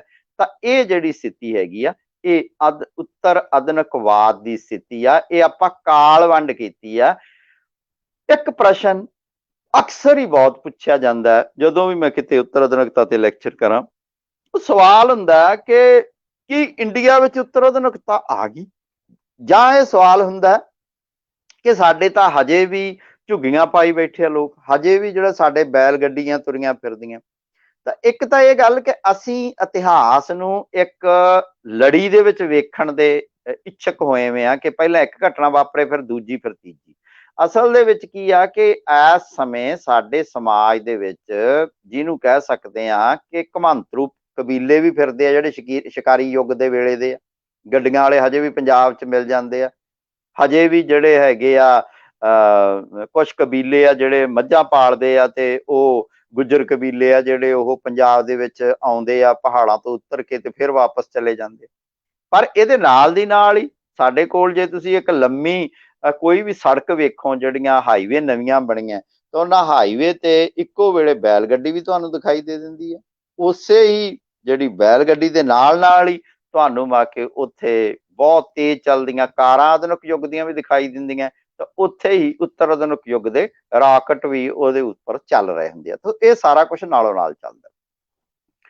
ਅਸਲ ਦੇ ਵਿੱਚ ਇਹ ਤਾਂ ਸਿਰਫ ਪਦਾਰਥਕ ਪਸਾਰ ਮੈਂ ਤੁਹਾਡੇ ਨਾਲ ਸਾਂਝੇ ਕੀਤੇ ਆ। ਸਾਡਾ ਜਿਹੜਾ ਮੁੱਖ ਮੰਤਵ ਹੈਗਾ, ਉਹ ਮੰਤਵ ਹੈਗਾ ਕਿ ਇਹਦੇ ਵਿਚਾਰਧਾਰਕ ਤੌਰ ਤੇ ਇਹਦਾ ਕੀ ਫਰਕ ਪਿਆ। ਉਹ ਇੰਨੇ ਜ਼ਿਆਦਾ ਫਰਕ ਨੇ, ਇੰਨੀਆਂ ਜ਼ਿਆਦਾ ਗੱਲਾਂ ਨੇ, ਸਾਰੀਆਂ ਨਹੀਂ ਕੀਤੀਆਂ ਜਾ ਸਕਦੀਆਂ। ਤੇ ਮੈਂ ਇਹ ਵੀ ਕਹਿੰਦਾ ਕਿ ਬਹੁਤ ਸਾਰੀਆਂ ਗੱਲਾਂ ਹੋ ਸਕਦੀਆਂ ਮੈਂ ਦੁਹਰਾ ਰਿਹਾ ਹੋਵਾਂ, ਜਿਹੜੀਆਂ ਗੱਲਾਂ ਮੈਂ ਆਪਣੀ ਕਿਤਾਬ ਉੱਤਰ ਆਧੁਨਿਕਤਾ ਦੇ ਵਿੱਚ ਕੀਤੀ ਹੋਈਆਂ। ਉੱਤਰ ਆਧੁਨਿਕਤਾ ਜਿਹੜੀ ਕਿਤਾਬ ਹੈਗੀ ਆ, ਪੰਜਾਬੀ ਯੂਨੀਵਰਸਿਟੀ ਪਟਿਆਲਾ ਨੇ ਛਾਪੀ ਆ, ਤੇ ਉਹਦਾ ਹੁਣ ਦੂਸਰਾ ਐਡੀਸ਼ਨ ਚੱਲ ਰਿਹਾ। ਹੁਣ ਦੂਸਰਾ ਐਡੀਸ਼ਨ ਵੀ ਉਹਦਾ ਖਤਮ ਹੋ ਚੁੱਕਿਆ, ਤੇ ਤੀਸਰਾ ਐਡੀਸ਼ਨ ਦੀ ਉਹਦੀ ਜਿਹੜੀ ਤਿਆਰੀ ਹੈਗੀ ਆ, ਸ਼ਾਇਦ ਕੁਝ ਕਾਪੀਆਂ ਕਦੇ ਕਦਾਈ ਉਹ ਸਟੋਰ ਚੋਂ ਕੱਢ ਕੇ ਦੇ ਦਿੰਦੇ ਆ, ਨਹੀਂ ਉਹ ਖਤਮ ਹੋ ਗਈ ਹੈ। ਇਹ ਕਿਤਾਬ 2002 ਛਪੀ ਸੀਗੀ। ਅੱਜ 20 ਸਾਲ ਬਾਅਦ ਮੈਂ ਲਿਖੀ, ਯਾਨੀ ਕਿ 2000 ਦੇ ਵਿੱਚ ਸੀਗੀ, 2002 ਚ ਪ੍ਰਕਾਸ਼ਿਤ ਹੋ ਗਈ ਸੀ। 20 ਸਾਲ ਬਾਅਦ ਮੈਨੂੰ ਐ ਲੱਗਦਾ ਕਿ ਇਹਦੀਆਂ ਬਹੁਤ ਸਾਰੀਆਂ ਗੱਲਾਂ ਜਿਹੜੀਆਂ ਉਹ ਪੁਰਾਣੀਆਂ ਹੋ ਚੁੱਕੀਆਂ, ਪਰ ਉਹ ਪੁਰਾਣੀਆਂ ਗੱਲਾਂ ਵੀ ਵਿਦਿਆਰਥੀਆਂ ਲਈ ਦੁਹਰਾਉਣ ਵਾਲੀਆਂ। ਕੁਝ ਮੈਂ ਨਵੀਆਂ ਗੱਲਾਂ ਇਹਦੇ ਨਾਲ ਜੋੜ ਕੇ ਕਰਨਾ ਚਾਹੁੰਦਾ ਸੀ ਕਿ ਬੁਨਿਆਦੀ ਤੌਰ ਤੇ ਸੋਚ ਦੀ ਪੱਧਰ ਤੇ ਕੀ ਫਰਕ ਪਿਆ ਹੈਗਾ, ਪੁਰਾਣੇ ਸਮੇਂ ਨਾਲੋਂ ਅੱਜ ਦੇ ਸਮੇਂ ਦੇ ਵਿੱਚ ਕੀ ਫਰਕ ਪਿਆ। ਤੇ ਸਭ ਤੋਂ ਜਿਹੜੀ ਪਹਿਲੀ ਤੇ ਮਹੱਤਵਪੂਰਨ ਗੱਲ ਆ ਉਹ ਇਹ ਕਿ ਆਧੁਨਿਕਤਾ ਨੇ ਸਾਨੂੰ ਇਨਫੈਕਟ 3 ਗ੍ਰੈਂਡ ਨੈਰੇਟਿਵ ਦਿੱਤੇ ਸੀ। 3 ਵੱਡੀਆਂ ਸੋਚਾਂ ਦਿੱਤੀਆਂ ਸੀ। ਕਿਹੜੀਆਂ ਸੋਚਾਂ ਦਿੱਤੀਆਂ ਸੀ? ਇੱਕ ਸੋਚ ਤੇ ਦਿੱਤੀ ਸੀ ਸਾਨੂੰ ਮਾਰਕਸਵਾਦ ਦੀ, ਇੱਕ ਸਾਨੂੰ ਸੋਚ ਦਿੱਤੀ ਸੀ ਪੂੰਜੀਵਾਦ ਦੀ, ਇੱਕ ਸੋਚ ਦਿੱਤੀ ਸੀ ਨਾਜੀਵਾਦ ਦੀ। ਇਹਨਾਂ ਤਿੰਨਾਂ ਨੇ, ਪਹਿਲਾਂ ਨਾਜੀਵਾਦ ਨੇ ਕਿਹਾ ਕਿ ਅਸੀਂ ਤੁਹਾਨੂੰ ਮੁਕਤ ਕਰਾਂਗੇ, ਅਸੀਂ ਤੁਹਾਨੂੰ ਚੰਗੀ ਜ਼ਿੰਦਗੀ ਦੇਵਾਂਗੇ, ਤੇ ਸਿੱਟਾ ਕੀ ਨਿਕਲਿਆ? 2 ਵੱਡੀਆਂ ਜੰਗਾਂ, ਜਰਮਨੀ ਦੀ ਤਬਾਹੀ, ਕਰੋੜਾਂ ਲੋਕਾਂ ਦਾ ਮਰਨਾ, ਐਟਮ ਬੰਬ ਜਾਪਾਨ ਉੱਤੇ ਗਿਰਨੇ। ਫਿਰ ਇਹ ਗੱਲ ਕਹੀ ਕਿ ਪੂੰਜੀਵਾਦ ਨੇ ਕਿਹਾ ਕਿ ਅਸੀਂ ਤੁਹਾਨੂੰ ਕਹਾਂਗੇ, ਤੁਹਾਨੂੰ ਇੱਕ ਚੰਗੀ ਜ਼ਿੰਦਗੀ ਦੇਵਾਂਗੇ।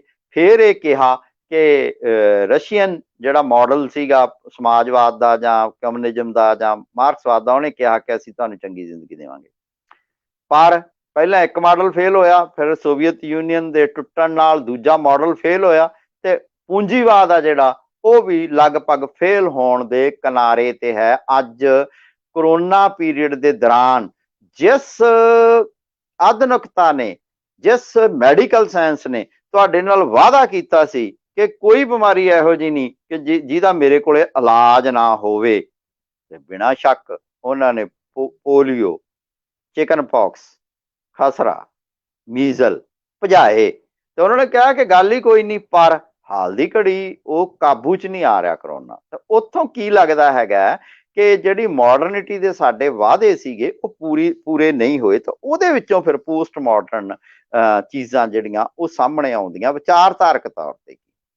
ਤੇ ਪਹਿਲੀ ਗੱਲ ਤੇ ਜਿਹੜੀ ਰੈਸ਼ਨੈਲਿਟੀ ਆ, ਜਿਹੜਾ ਤਰਕ ਆ, ਉਹਦਾ ਬਹੁਤ ਜ਼ਿਆਦਾ ਜ਼ੋਰ ਆ ਜਿਹੜਾ ਮਾਡਰਨਿਟੀ ਦੇ ਵਿੱਚ। ਤੇ ਮਾਡਰਨਿਟੀ ਨੇ ਇਹ ਗੱਲ ਕਹੀ ਕਿ ਤੁਸੀਂ ਹਰ ਚੀਜ਼ ਦਾ ਵਿਅਕਤੀ ਆ ਜਿਹੜਾ ਉਹ ਜ਼ਿੰਮੇਵਾਰ ਆ।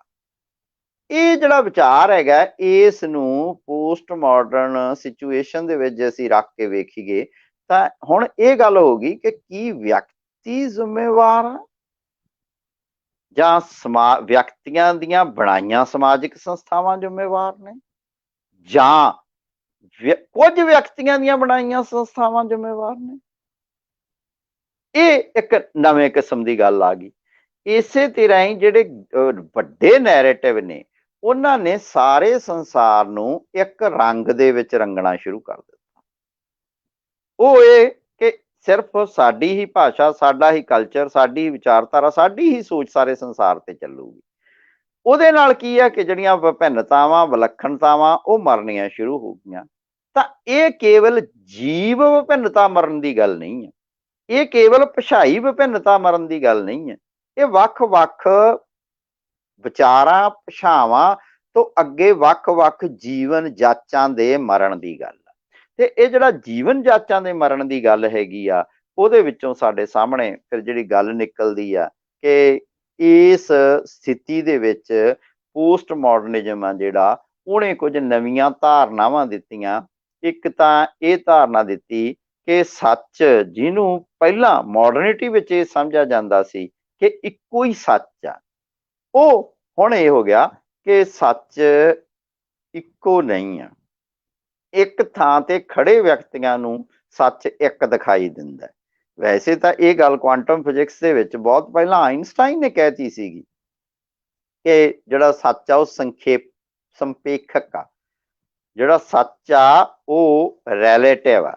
ਉਹਦੀ ਥਿਊਰੀ ਆਫ ਰਿਲੇਟਿਵਿਟੀ ਇਹ ਗੱਲ ਕਹਿੰਦੀ ਆ। ਪਰ ਜਿਹੜੀ ਸਭ ਤੋਂ ਵੱਡੀ ਸਮੱਸਿਆ ਆ ਗਈ ਕਿ ਜਿਹੜਾ ਅਸੀਂ ਜਿਸ ਸਮੇਂ ਫਿਜ਼ਿਕਸ ਪੜ੍ਹਦੇ ਸੀ, ਅਸੀਂ ਕਹਿੰਦੇ ਸੀਗੇ ਕਿ ਐਟਮ ਆ ਜਿਹਦੇ ਚ ਪ੍ਰੋਟੋਨ ਤੇ ਨਿਊਟਰੋਨ ਆਲੇ ਦੁਆਲੇ ਇਲੈਕਟ੍ਰੋਨ ਘੁੰਮਦਾ, ਤੇ ਸਾਨੂੰ ਇਲੈਕਟ੍ਰੋਨ ਜਿਹੜਾ ਘੁੰਮਦਾ ਉਹ ਐਂ ਦਿਖਾਈ ਦਿੰਦਾ ਸੀ ਕਿ ਐਂ ਇਲੈਕਟ੍ਰੋਨ ਘੁੰਮੀ ਜਾਂਦਾ। ਵੱਧ ਤੋਂ ਵੱਧ ਸਾਡਾ ਅਧਿਆਪਕ ਕਹਿ ਦਿੰਦਾ ਸੀ ਕਿ ਚਾਹੇ ਇਹਨੂੰ ਉੱਪਰਲੇ ਪਾਸੇ ਮਾਰਕ ਕਰ ਦਿਓ, ਚਾਹੇ ਥੱਲੇ ਪਾਸੇ ਮਾਰਕ ਕਰ ਦਿਓ, ਬਹੁਤਾ ਫਰਕ ਨਹੀਂ ਪੈਣ ਲੱਗਿਆ ਹੈਗਾ, ਕਿਉਂਕਿ ਉਹ ਕਿਤੇ ਚੱਕਰ ਦੇ ਵਿੱਚ ਘੁੰਮ ਰਿਹਾ। ਹੁਣ ਇਹ ਕਹਿਣ ਲੱਗ ਪਏ कि भाई ये तो यही नहीं पता कि यह कण कि ये वेव आ, ये पार्टिकुलर आ कि ये वेव आ, ये पार्टिकल आ कि वेव आ, ये कण आ कि लहर आ, ये कित्थे होऊगा होऊगा ਜਾਂ नहीं होऊगा। तो फिर अनिश्चितता पैदा ਹੁੰਦੀ है, फिर ਅਨਿਸ਼ਚਿਤਤਾ ਪੈਦਾ ਹੁੰਦੀ ਹੈ। ਭਾਵਾਂ ਅਨਿਸ਼ਚਿਤਤਾ ਨੂੰ ਕਿਵੇਂ ਨਾ ਕਿਵੇਂ ਫਿਲੋਸਫੀਕਲ ਲੈਵਲ ਤੇ ਥਿਊਰੀ ਆਫ ਪ੍ਰੋਬੇਬਿਲਿਟੀ ਨਾਲ ਇਹਨੂੰ ਨਜਿੱਠਣ ਦੀ, ਇਹਨੂੰ ਸਮਝਣ ਦੀ ਕੋਸ਼ਿਸ਼ ਕੀਤੀ ਜਾ ਰਹੀ ਆ। ਪਰ ਇਸ ਦੇ ਬਾਵਜੂਦ ਵੀ ਸਾਡੀ ਜ਼ਿੰਦਗੀ ਦੇ ਵਿੱਚੋਂ ਨਿਸ਼ਚਿਤਤਾ, ਜਿਹੜਾ ਡਿਟਰਮੀਨੇਸ਼ਨ ਜਿਹੜੀ ਸੀਗੀ ਕਿ ਇਸ ਤਰ੍ਹਾਂ ਹੀ ਹੋਵੇਗਾ, ਫਿਲੋਸਫੀਕਲ ਲੈਵਲ ਤੇ ਜਿਹੜੀ ਡਿਟਰਮੀਨੇਸ਼ਨ ਸੀਗੀ ਉਹ ਕਾਟੇ ਹੇਠ ਆ ਗਈ ਮਾਡਰਨਿਟੀ ਤੋਂ। ਜਿਹੜੀ ਡਿਟਰਮੀਨੇਸ਼ਨ ਸੀ ਉਹ ਪੋਸਟ ਮਾਡਰਨਿਟੀ ਦੇ ਵਿੱਚ ਆ ਕੇ ਕਾਟੇ ਹੇਠ ਆ ਗਈ ਕਿ ਕੋਈ ਵੀ ਚੀਜ਼ ਨਿਸ਼ਚਿਤ ਨਹੀਂ ਆ, ਉਹ ਸਾਰੀ ਦੀ ਸਾਰੀ ਚੀਜ਼ ਰਿਲੇਟਿਵ ਆ, ਇੱਕ ਦੂਸਰੇ ਦੇ ਸੰਬੰਧਾਂ 'ਚ ਹੀ ਸਮਝੀ ਜਾ ਸਕਦੀ ਹੈ। ਤਾਂ ਇਹ ਮਨੁੱਖੀ ਸੋਚ ਦੇ ਵਿੱਚ ਇਹ ਵੱਡਾ ਬਦਲਾਅ ਆ, ਤੇ ਇਹ ਵੱਡੇ ਬਦਲਾਅ ਨੇ ਮਨੁੱਖੀ ਸੋਚ ਵਿੱਚ ਤੇ ਮਨੁੱਖੀ, ਜਿਹਨੂੰ ਕਿਹਾ ਜਾਂਦਾ ਹੈਗਾ ਕਿ ਮਨੁੱਖੀ ਸਮਝ ਵਿੱਚ ਤੇ ਮਨੁੱਖੀ ਸਾਹਿਤ ਵਿੱਚ ਕਿਵੇਂ ਪ੍ਰਭਾਵ ਪਾਇਆ, ਇੱਕ ਬਿਲਕੁਲ ਵੱਖਰੀ ਗੱਲ ਹੈ।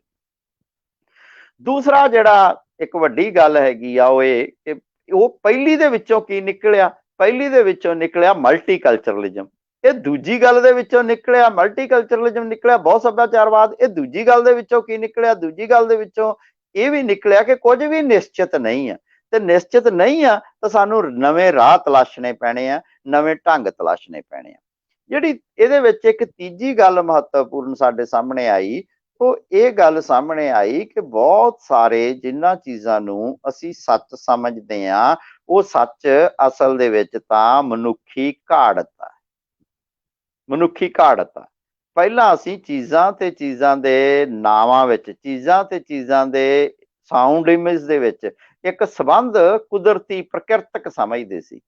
ਸਾਨੂੰ ਸਸਿਊਰ ਨੇ ਕਿਹਾ ਕਿ ਆਪ ਹੁਦਰਾ ਹੈ, ਪਰ ਉਸ ਤੋਂ ਬਾਅਦ ਇਹਦੇ ਉੱਤੇ ਲੋਕਾਂ ਨੇ ਜਾਂ ਬਾਰਥ ਨੇ ਕੰਮ ਕੀਤਾ ਤੇ ਉਹਨਾਂ ਨੇ ਇਹਦੇ ਕੁਝ ਨਿਯਮ ਲੱਭਣ ਦੀ ਕੋਸ਼ਿਸ਼ ਕੀਤੀ ਸਟਰਕਚਰਲਿਜ਼ਮ ਨੇ। ਪਰ ਪੋਸਟ ਸਟਰਕਚਰਲਿਜ਼ਮ ਦੇ ਵਿੱਚ ਤਾਂ ਇਹ ਆ ਗਿਆ ਕਿ ਅੱਜ ਅਸੀਂ ਇਮੇਜਸ ਦੇ ਵਿੱਚ ਜੀ ਰਹੇ ਹਾਂ, ਇਮੇਜਸ ਦੇ ਵਿੱਚ ਜੀ ਰਹੇ ਹਾਂ, ਰਿਐਲਿਟੀ ਨਹੀਂ ਸਾਡੇ ਕੋਲੇ, ਰਿਐਲਿਟੀ ਦਾ ਪਰਛਾਵਾਂ ਵੀ ਨਹੀਂ, ਅਸੀਂ ਤਾਂ ਉਲਟਾ ਰਿਐਲਿਟੀ ਕੰਸਟਰਕਟ ਕਰਦੇ ਹਾਂ, ਅਸੀਂ ਤਾਂ ਉਲਟਾ ਯਥਾਰਥ ਨੂੰ ਘੜਦੇ ਹਾਂ। ਕਈ ਵਾਰ ਇਹ ਗੱਲ ਬੜੀ ਅਜੀਬ ਜੀ ਲੱਗਦੀ ਹੈ ਕਿ ਅਸੀਂ ਰਿਐਲਿਟੀ ਨੂੰ ਕਿਵੇਂ ਘੜ ਲੈਂਦੇ ਹਾਂ, ਅਸੀਂ ਤਾਂ ਰਿਐਲਿਟੀ ਨਹੀਂ ਘੜ ਸਕਦੇ, ਰਿਐਲਿਟੀ ਤਾਂ ਬਾਹਰ ਹੋਊਗੀ, ਅਸੀਂ ਤਾਂ ਉਹਦੇ ਸਪੈਕਟੇਟਰ ਹੋ ਸਕਦੇ ਹਾਂ। ਪਰ ਅਸਲ ਦੇ ਵਿੱਚ ਇਹ ਕਿ ਰਿਐਲਿਟੀ ਕਿਵੇਂ ਘੜੀ ਜਾਂਦੀ ਆ, ਥੋੜਾ ਜਿਹਾ ਜੇ ਅਸੀਂ ਇੱਕ ਵਿਸ਼ੇ ਨੂੰ ਦੇਖੀਏ ਕਿ ਅੱਜ ਕੱਲ੍ਹ ਵੱਡੀ ਪੱਧਰ ਤੇ ਜਿਹਨੂੰ ਕਹਿ ਸਕਦੇ ਹਾਂ ਕਿ ਕਿਸਾਨ ਅੰਦੋਲਨ ਚੱਲ ਰਿਹਾ, ਤਾਂ ਉਸ ਕਿਸਾਨ ਅੰਦੋਲਨ ਦੇ ਬਾਰੇ ਦੋ ਤਰ੍ਹਾਂ ਦੇ ਜਿਹੜੇ ਵਰਤਾਂਤ ਆ ਉਹ ਚੱਲ ਰਹੇ ਆ।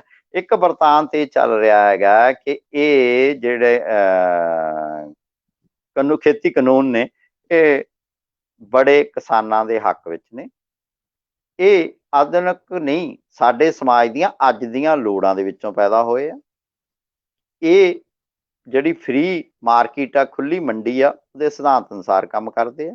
ਇਹਦੇ ਨਾਲ ਐਫੀਸ਼ੀਐਂਸੀ ਵਧੂਗੀ, ਅਨਾਜ ਜਿਹੜਾ ਸਟੋਰ ਕਰਨਾ ਉਹ ਸੌਖਾ ਹੋਵੇਗਾ, ਅਨਾਜ ਦੀ ਬਰਬਾਦੀ ਰੁਕੇਗੀ, ਕਿਸਾਨ ਨੂੰ ਸਿੱਧਾ ਪੈਸਾ ਮਿਲੂਗਾ, ਉਹਦੀ ਆਮਦਨ ਡਬਲ ਹੋ ਜੂਗੀ।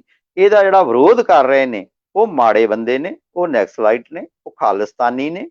ਨਾ ਕੇਵਲ ਨੈਕਸਲਾਈਟ ਨੇ, ਖਾਲਿਸਤਾਨੀ ਨੇ ਹੀ, ਸਗੋਂ ਉਹ ਦੇਸ਼ ਧਰੋਹੀ ਨੇ, ਸੈਪਰੇਟਿਸਟ ਨੇ, ਉਹ ਮਾੜੇ ਬੰਦੇ ਨੇ। ਇਹ ਇੱਕ ਵਰਤਾਂਤ ਆ। ਦੂਜਾ ਵਰਤਾਂਤ ਇਹਦੇ ਬਿਲਕੁਲ ਕਾਊਂਟਰ ਦੇ ਵਿੱਚ ਸਾਡੇ ਕੋਲੇ ਵਰਤਾਂਤ ਆ ਰਿਹਾ ਕਿ ਜਿਹੜਾ ਵਰਤਾਂਤ ਆ ਰਿਹਾ ਕਿ ਇਹ ਕੁਛ ਨਹੀਂ, ਇਹ ਸਾਡੀਆਂ ਜ਼ਮੀਨਾਂ ਖੋਹਣ ਦੀ ਸਾਜ਼ਿਸ਼ ਹੈਗੀ ਹੈ। ਪਹਿਲਾਂ ਹੀ ਕਿਸਾਨ ਮਰ ਰਿਹਾ ਹੈਗਾ, ਉਹਦੀਆਂ ਜ਼ਮੀਨਾਂ ਖੋਹ ਕੇ ਉਹਨੂੰ ਇਰਰੈਲੇਵੈਂਟ ਕਰਨ ਦੀ ਗੱਲ ਹੈਗੀ ਆ, ਸਾਰਾ ਕੁਝ ਮੰਡੀ ਦੇ ਆਧਾਰਿਤ ਕਰਨ ਦੀ ਗੱਲ ਹੈਗੀ ਹੈ। ਤਾਂ ਹੁਣ ਸੱਚ ਕਿੱਥੇ ਹੈ? ਇਹਨਾਂ ਦੋ ਵਰਤਾਂਤਾਂ ਦੇ ਵਿੱਚ ਸੱਚ ਕਿੱਥੇ ਹੈ? ਦੋਹਾਂ ਦੇ ਆਪਣੇ ਇਮੇਜਸ ਨੇ, ਆਪਣੀ ਸੋਚ ਆ, ਆਪਣੀ ਵਿਚਾਰਧਾਰਾ, ਤੇ ਉਹਦੇ ਵਿਚਾਰਧਾਰਾ ਦੇ ਵਿੱਚ ਇੱਕ ਟਕਰਾਓ ਆ। ਤਾਂ ਇਹਦਾ ਅਰਥ ਕੀ ਹੋਇਆ ਕਿ ਅਸੀਂ ਇਮੇਜਸ ਦੇ ਵਿੱਚ ਜੀ ਰਹੇ ਹਾਂ। ਤਾਂ ਉਹਨਾਂ ਇਮੇਜਸ ਦੇ ਵਿੱਚ ਕਿ ਮੈਂ ਬਹੁਤ ਵਾਰੀ ਵਿਦਿਆਰਥੀਆਂ ਨੂੰ ਇੱਕ ਸਵਾਲ ਪੁੱਛਦਾ ਹੁੰਦਾ ਕਿ ਤੁਸੀਂ ਜ਼ਿੰਦਗੀ ਦੇ ਵਿੱਚ ਕਦੇ ਕਤਲ ਹੁੰਦਾ ਵੇਖਿਆ? ਆਪਦੇ ਅੱਖੀਂ ਕਦੇ ਕਤਲ ਹੁੰਦਾ ਵੇਖਿਆ? ਤਾਂ ਆਮ ਕਰਕੇ ਜਿਹੜੇ ਵਿਦਿਆਰਥੀ, ਜੇ 50 ਦੀ ਕਲਾਸ ਹੈਗੀ ਆ ਤਾਂ ਆਮ ਕਰਕੇ ਇੱਕ ਅੱਧਾ ਵਿਦਿਆਰਥੀ ਕਦੇ ਕਹਿ ਦਿੰਦਾ ਕਿ ਮੈਂ ਕਤਲ ਹੁੰਦਾ ਵੇਖਿਆ। ਕਿ ਫਲਾਣੇ ਥਾਂ ਇੱਕ ਬੰਦੇ ਨੇ ਦੂਸਰੇ ਬੰਦੇ ਦੇ ਗੋਲੀ ਮਾਰੀ, ਜਾਂ ਫਲਾਣਾ ਬੰਦਾ ਗੱਡੀ ਥੱਲੇ ਧੱਕਾ ਦੇਤਾ, ਗੱਡੀ ਥੱਲੇ ਆ ਗਿਆ, ਮੇਰੇ ਸਾਹਮਣੇ ਦੀ ਗੱਲ ਹੈ, ਕੋਈ ਇੱਕ ਅੱਧਾ ਬੰਦਾ। ਪਰ ਆਮ ਕਰਕੇ 99% ਜਿਹੜੇ ਵਿਅਕਤੀ ਆ ਉਹ ਕਹਿੰਦੇ ਕਿ ਅਸੀਂ ਬੰਦਾ ਕਦੇ ਕਤਲ ਹੁੰਦਾ ਨਹੀਂ ਵੇਖਿਆ। ਤੇ ਜਦੋਂ ਉਹਨਾਂ ਨੂੰ ਦੂਜਾ ਪ੍ਰਸ਼ਨ ਪੁੱਛੀਦਾ ਕਿ ਕੀ ਤੁਸੀਂ ਫਿਲਮ ਦੇ ਵਿੱਚ, ਟੈਲੀਵਿਜ਼ਨ ਦੇ ਵਿੱਚ ਕਦੇ ਬੰਦਾ ਕਤਲ ਹੁੰਦਾ ਦੇਖਿਆ, ਤਾਂ ਉਹ ਕਹਿੰਦੇ 1 ਵਾਰੀ, 1000 ਵਾਰੀ। ਫਿਰ ਉਹਨੂੰ ਪੁੱਛੀਦਾ ਕਿ 1000 ਵਾਰੀ ਹੋਈ? ਨਹੀਂ ਨਹੀਂ ਜੀ, ਲੱਖ ਵਾਰੀ, ਲੱਖਾਂ ਵਾਰੀ ਮਤਲਬ ਕਿ ਅਸੀਂ ਵੇਖਿਆ। ਅਸੀਂ ਇਹਦੇ ਲਈ ਇੱਕ ਬੜੀ ਵੱਡੀ ਉਦਾਹਰਨ ਦਿੰਦੇ ਹੁੰਦੇ ਹਾਂ ਕਿ ਅਮਰੀਕਾ ਦਾ ਜਿਹੜਾ ਟਾਵਰ ਆ ਉਹਦੇ ਤੇ ਹਮਲਾ ਹੁੰਦਾ, ਉਹ ਟਾਵਰ ਦੇ ਵਿੱਚ ਜਹਾਜ਼ ਆ ਕੇ ਵੱਜਦੇ ਆ, ਟਾਵਰ ਉਸ ਤੋਂ ਬਾਅਦ ਤਹਿਸ਼ ਨਹਿਸ਼ ਹੋ ਜਾਂਦਾ, ਤਹਿਸ਼ ਨਹਿਸ਼ ਹੋ ਜਾਂਦਾ। ਤੇ ਉਹ ਜਿਹੜਾ ਟਵਿਨ ਟਾਵਰ ਢਹਿੰਦੇ ਆ, ਉਹਦੀ ਜਿਹੜੀ ਵੀਡੀਓ ਆ ਉਹ ਕਿੰਨੇ ਵਾਰੀ ਤੁਸੀਂ ਵੇਖ ਚੁੱਕੇ ਆ ਉਹਨਾਂ ਦਿਨਾਂ ਦੇ ਵਿੱਚ, ਤਾਂ ਉਹ ਕਿੰਨੇ ਵਾਰੀ ਆਈ ਉਹ ਕਿਹਾ ਹੀ ਨਹੀਂ ਜਾ ਸਕਦਾ। ਅੱਜ ਵੀ ਲਗਭਗ ਉਹਦੀ ਵਰ੍ਹੇਗੰਢ ਤੇ ਉਹਦੇ ਕੇ ਸਾਲ ਪੂਰੇ ਹੋਣ ਤੇ ਹਰ ਸਾਲ ਕਿੰਨੇ ਵਾਰੀ ਵੇਖ ਲੈਂਦੇ ਆ। ਉਹ ਟਾਵਰ ਭਲਾ ਤੁਹਾਡੇ ਖਿਆਲ 'ਚ 1 ਵਾਰੀ ਢਹਿਆ ਕਿ ਕਿੰਨੇ ਵਾਰੀ ਢਹਿਆ? ਕਿ ਹੁਣ ਵੀ ਉਹ ਟਾਵਰ ਢਹਿ ਰਿਹਾ? ਤਾਂ ਉਸ ਹਾਲਤ ਦੇ ਵਿੱਚ ਇਹ ਆ ਕਿ ਜਿਹੜੀ ਰਿਐਲਿਟੀ ਆ ਉਹ ਸਾਡੇ ਤੱਕ ਇਮੇਜਸ ਰਾਹੀਂ ਪਹੁੰਚਦੀ ਆ। ਉਹ ਇਮੇਜਸ ਸੱਚੇ ਹੈ ਜਾਂ ਨਹੀਂ, ਇਹ ਬੜੀ ਦੁਵਿਧਾ ਵਾਲੀ ਗੱਲ ਬਣ ਜਾਂਦੀ ਆ। ਤਾਂ ਉਸ ਹਾਲਤ ਦੇ ਵਿੱਚ ਜਿਹੜੀ ਬਿੰਬਾਂ ਦੀ, ਜਿਹੜੀ ਇਮੇਜਸ ਦੀ ਜਿਹੜੀ ਬੰਬਾਰਡਮੈਂਟ ਆ, ਜਿਹੜਾ ਬਿੰਬਾਂ ਦਾ ਇੱਕ ਵੱਡੀ ਪੱਧਰ ਤੇ ਸਾਡੇ ਦਿਮਾਗ ਦੇ ਵਿੱਚ ਆਉਣਾ, ਇਸ ਨੇ ਸਾਡਾ ਰਿਐਲਿਟੀ ਪ੍ਰਤੀ ਦ੍ਰਿਸ਼ਟੀਕੋਣ ਬਦਲਿਆ। ਇਹ ਜਿਹੜੀਆਂ ਸਾਡੀਆਂ ਜ਼ਿੰਦਗੀ ਦੀਆਂ ਸਥਿਤੀਆਂ ਨੇ ਅੱਜ ਕੱਲ੍ਹ, ਇਹਨਾਂ ਸਥਿਤੀਆਂ ਨੂੰ ਅਸੀਂ ਕਹਿੰਦੇ ਹਾਂ ਕਿ ਅਸੀਂ ਪੋਸਟ ਮਾਡਰਨਿਟੀ ਦੇ ਵਿੱਚ ਜੀ ਰਹੇ ਹਾਂ, ਪੋਸਟ ਮਾਡਰਨਿਟੀ ਦੇ ਵਿੱਚ ਜੀ ਰਹੇ ਹਾਂ। ਤਾਂ ਇੱਕ ਤਾਂ ਹੋ ਗਿਆ ਕਾਲ ਜਿਹੜਾ ਸਮੇਂ ਨਾਲ ਵੱਜਿਆ, ਦੂਸਰਾ ਇਹ ਕਿ ਵਿਚਾਰਧਾਰਾ, ਸੋਚ ਜਿਹਦੇ ਵਿੱਚ ਅਸੀਂ ਗੁਜ਼ਰ ਰਹੇ ਹਾਂ, ਤੀਸਰਾ ਹੁਣ ਇਹ ਗਿਆ ਕਿ ਇਹਦਾ ਫਿਲਾਸਫੀਕਲ ਕੀ ਇੰਪਲੀਕੇਸ਼ਨਸ ਨੇ, ਜਾਂ ਇਹਦਾ ਸਾਹਿਤ ਦੇ ਵਿੱਚ ਕੀ ਪ੍ਰਭਾਵ ਹੈਗਾ, ਜਾਂ ਸਾਹਿਤ ਦੇ ਵਿੱਚ ਇਹ ਕਿਵੇਂ ਹੋਂਦ ਚਾਹੁੰਦਾ।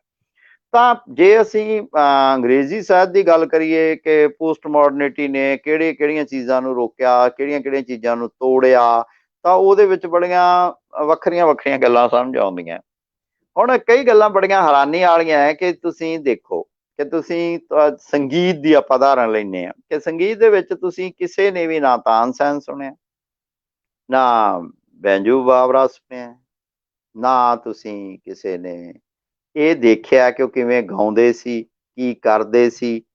ਪਰ ਅਸੀਂ ਉਹਨਾਂ ਦੀਆਂ ਸਿਰਫ ਕੁਝ ਗੱਲਾਂ ਸੁਣੀਆਂ, ਉਹ ਵੀ ਪੁਰਾਣੇ ਜਿਹੜੇ ਗਵਈਏ ਉਹਨਾਂ ਦੇ ਮੂੰਹੋਂ। ਪਰ ਅੱਜ ਕਿਸ਼ੋਰ ਕੁਮਾਰ ਸਾਡੇ ਕੋਲੇ ਨਹੀਂ ਆ, ਮੁਹੰਮਦ ਰਫੀ ਨਹੀਂ ਆ, ਪਰ ਉਹਨਾਂ ਦੀ ਅਸੀਂ ਆਵਾਜ਼ ਸੁਣ ਸਕਦੇ ਹਾਂ। ਜਿਹੜੀ ਅਸੀਂ ਅੱਜ ਆਵਾਜ਼ ਉਹਨਾਂ ਦੀ ਸੁਣਦੇ ਹਾਂ, ਉਹ ਸੱਚੀ ਆ ਜਾਂ ਝੂਠੀ ਹੈ? ਇਸੇ ਤਰ੍ਹਾਂ ਹੀ ਇਹ ਜਿਹੜੇ ਰਿਕਾਰਡ ਆ ਉਹਦੇ ਵਿੱਚੋਂ ਪਹਿਲਾਂ ਹੁੰਦਾ ਸੀਗਾ ਕਿ ਇੱਕ ਕਾਪੀ ਆ ਤੇ ਇੱਕ ਅਸਲੀ ਕਾਪੀ ਆ। ਹੁਣ ਡਿਜੀਟਲ ਦੇ ਵਿੱਚ ਅਸਲੀ ਕਾਪੀ ਕਿਹੜੀ ਹੈ? ਅਸਲੀ ਕਾਪੀ ਹੁਣ ਕੀ ਹੈ ਕਿ ਮੈਂ ਇੱਥੇ ਬੈਠਾ ਬੋਲ ਰਿਹਾ, ਇਹ ਅਸਲੀ ਕਾਪੀ ਹੈ? ਜਾਂ ਉਹ ਅਸਲੀ ਚੀਜ਼ ਹੈਗੀ ਆ ਕਿ ਜਿਹੜਾ ਬੰਦਾ ਇਹਨੂੰ ਕੰਟਰੋਲ ਕਰ ਰਿਹਾ, ਜਿਹਨੇ ਇਹ ਸਟ੍ਰੀਮਿੰਗ ਸ਼ੁਰੂ ਕਰੀ ਆ, ਉਹਦੇ ਕੋਲ ਅਸਲੀ ਕਾਪੀ ਹੈ? ਜਾਂ ਅਸਲੀ ਕਾਪੀ ਲੋਕਾਂ ਦੇ ਘਰਾਂ ਵਿੱਚ ਆ? ਹੋ ਸਕਦਾ ਹੈਗਾ ਕਿ ਮੈਂ ਇਹ ਜੋ ਬੋਲ ਰਿਹਾ ਮੈਂ ਰਿਕਾਰਡ ਨਾ ਕਰਿਆ ਹੋਵੇ, ਮੇਰੇ ਕੋਲੇ ਤਾਂ ਖਤਮ ਹੋ ਜੂਗੀ। ਹੋ ਸਕਦਾ ਹੈ ਕਿ ਜਿਹੜਾ ਮੂਲ ਬੰਦਾ ਉਹਦੇ ਕੋਲੇ ਰਹਿ ਜੇ, ਹੋ ਸਕਦਾ ਇੱਕ ਦਿਨ ਉਹਦੇ ਕੰਪਿਊਟਰ 'ਚੋਂ ਉੱਡ ਜੇ। ਤੇ ਜਿਹੜਾ ਵਿਅਕਤੀ ਇਹਨੂੰ ਸੁਣ ਰਿਹਾ ਹੈਗਾ, ਜੇ ਉਹ ਸਕਰੀਨ ਕੈਪਚਰ ਕਰ ਰਿਹਾ ਹੈਗਾ ਜਾਂ ਇਹਦਾ ਰਿਕਾਰਡਡ ਲੈਕਚਰ ਨੂੰ ਬਾਅਦ ਦੇ ਵਿੱਚ ਰੱਖੂਗਾ, ਤਾਂ ਕੀ ਉਹ ਸੱਚੀ ਹੋਊਗੀ ਜਾਂ ਜਿਹੜਾ ਮੈਂ ਹੁਣ ਬੋਲ ਰਿਹਾ ਇਹ ਸੱਚਾ ਹੋਊ? ਸੱਚੀ ਕਾਪੀ ਕਿਹੜੀ ਹੈ?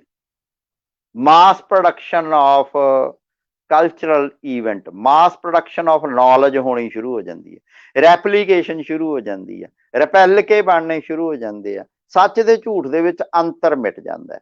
ਤਾਂ ਅਜਿਹੀ ਸਥਿਤੀ ਆ ਜਿਹੜੀ ਪੋਸਟ ਮਾਡਰਨਿਜ਼ਮ ਦੇ ਵਿੱਚ ਪੈਦਾ ਹੁੰਦੀ ਆ। ਤਾਂ ਇਹਨਾਂ ਸਵਾਲਾਂ ਨੂੰ ਜਿਹੜਾ ਡੀਲ ਕਰਦੀ ਆ, ਲਿਟਰੇਚਰ ਆਪਦੇ ਢੰਗ ਨਾਲ ਡੀਲ ਕਰਦਾ, ਆਰਕੀਟੈਕਟ ਆਪਦੇ ਢੰਗ ਨਾਲ ਡੀਲ ਕਰਦਾ, ਫਿਲਾਸਫੀ ਆਪਦੇ ਢੰਗ ਨਾਲ ਡੀਲ ਕਰਦੀ ਆ, ਫਿਲਮਾਂ ਵਾਲੇ ਆਪਦੇ ਢੰਗ ਨਾਲ ਡੀਲ ਕਰਦੇ ਆ। ਹਰ ਬੰਦਾ ਇਹਨੂੰ ਆਪਦੇ ਢੰਗ ਨਾਲ ਇਹਦੇ ਨਾਲ ਦਸਤਪੰਜਾ ਲੈਣ ਦੀ ਕੋਸ਼ਿਸ਼ ਵਿੱਚ ਆ।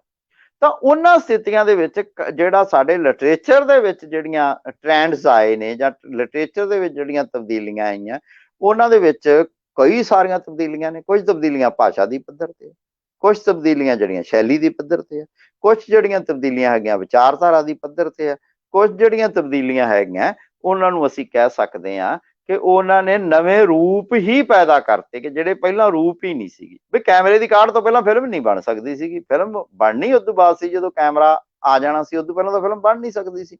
ਇਸੇ ਤਰ੍ਹਾਂ ਕੋਈ ਸਾਡੇ ਸਾਹਿਤ ਦੇ ਵਿੱਚ ਨਵੇਂ ਰੂਪ ਨਵੇਂ ਢੰਗ ਆ ਗਏ। ਨਾਵਲ ਉਹਨਾਂ ਚਿਰ ਪੈਦਾ ਨਹੀਂ ਹੋ ਸਕਦਾ ਜਿੰਨਾ ਚਿਰ ਛਾਪੇਖਾਨੇ ਦੀ ਕਾਢ ਨਹੀਂ ਆਉਣੀ ਸੀ। ਇਵੇਂ ਉੱਤਰ ਆਧੁਨਿਕ ਯੁੱਗ ਦੇ ਕੁਝ ਆਪਣੇ ਕਲਾ ਰੂਪ ਪੈਦਾ ਹੋ ਗਏ ਆ ਕਿ ਜਿਹੜੇ ਕਲਾ ਰੂਪ ਪਹਿਲਾਂ ਨਹੀਂ ਸੀਗੇ। WhatsApp ਦੇ ਵਿੱਚ ਤੁਸੀਂ ਵੀਡੀਓ ਵੇਖਦੇ ਆ ਕਿ ਚਿਹਰਾ ਕਿਸੇ ਦਾ ਹੋਰ ਦਾ ਹੁੰਦਾ, ਆਵਾਜ਼ ਕਿਸੇ ਦੀ ਹੋਰ ਦੀ ਹੁੰਦੀ ਹੈ, ਲਿਖਿਆ ਉੱਤੇ ਕੁਝ ਹੋਰ ਹੁੰਦਾ। ਬਹੁਤ ਸਾਰੀਆਂ ਕਲਾਵਾਂ ਮਿਕਸ ਹੋ ਜਾਂਦੀਆਂ ਤੇ ਨਵੇਂ ਰੂਪ ਪੈਦਾ ਹੁੰਦੇ ਆ। ਇਹ ਗੱਲਾਂ ਬਹੁਤ ਨੇ, ਮੈਂ ਤਾਂ ਬੋਲੀ ਜਾਵਾਂਗਾ। ਮੈਨੂੰ ਇਹ ਵੀ ਨਹੀਂ ਪਤਾ ਕਿ ਤੁਸੀਂ ਸੁਣਨਾ ਕੀ ਚਾਹੁੰਦੇ ਆ, ਤੁਸੀਂ ਜਾਣਨਾ ਕੀ ਚਾਹੁੰਦੇ ਆ। ਮੈਂ ਕੁਝ ਗੱਲਾਂ ਸਿਰਫ ਇਹ ਕਰਨੀਆਂ ਚਾਹੁੰਦਾ ਕਿ ਪੰਜਾਬੀ ਕਲਚਰ ਦੇ ਵਿੱਚ ਜਾਂ ਪੰਜਾਬੀ ਸੱਭਿਆਚਾਰ ਦੇ ਵਿੱਚ ਪਿਛਲੇ ਸਮੇਂ ਦੇ ਵਿੱਚ ਕੀ ਤਬਦੀਲੀਆਂ ਆਈਆਂ ਜਾਂ ਉਹਨਾਂ ਤਬਦੀਲੀਆਂ ਦਾ ਆਧਾਰ ਕੀ ਹੈਗਾ।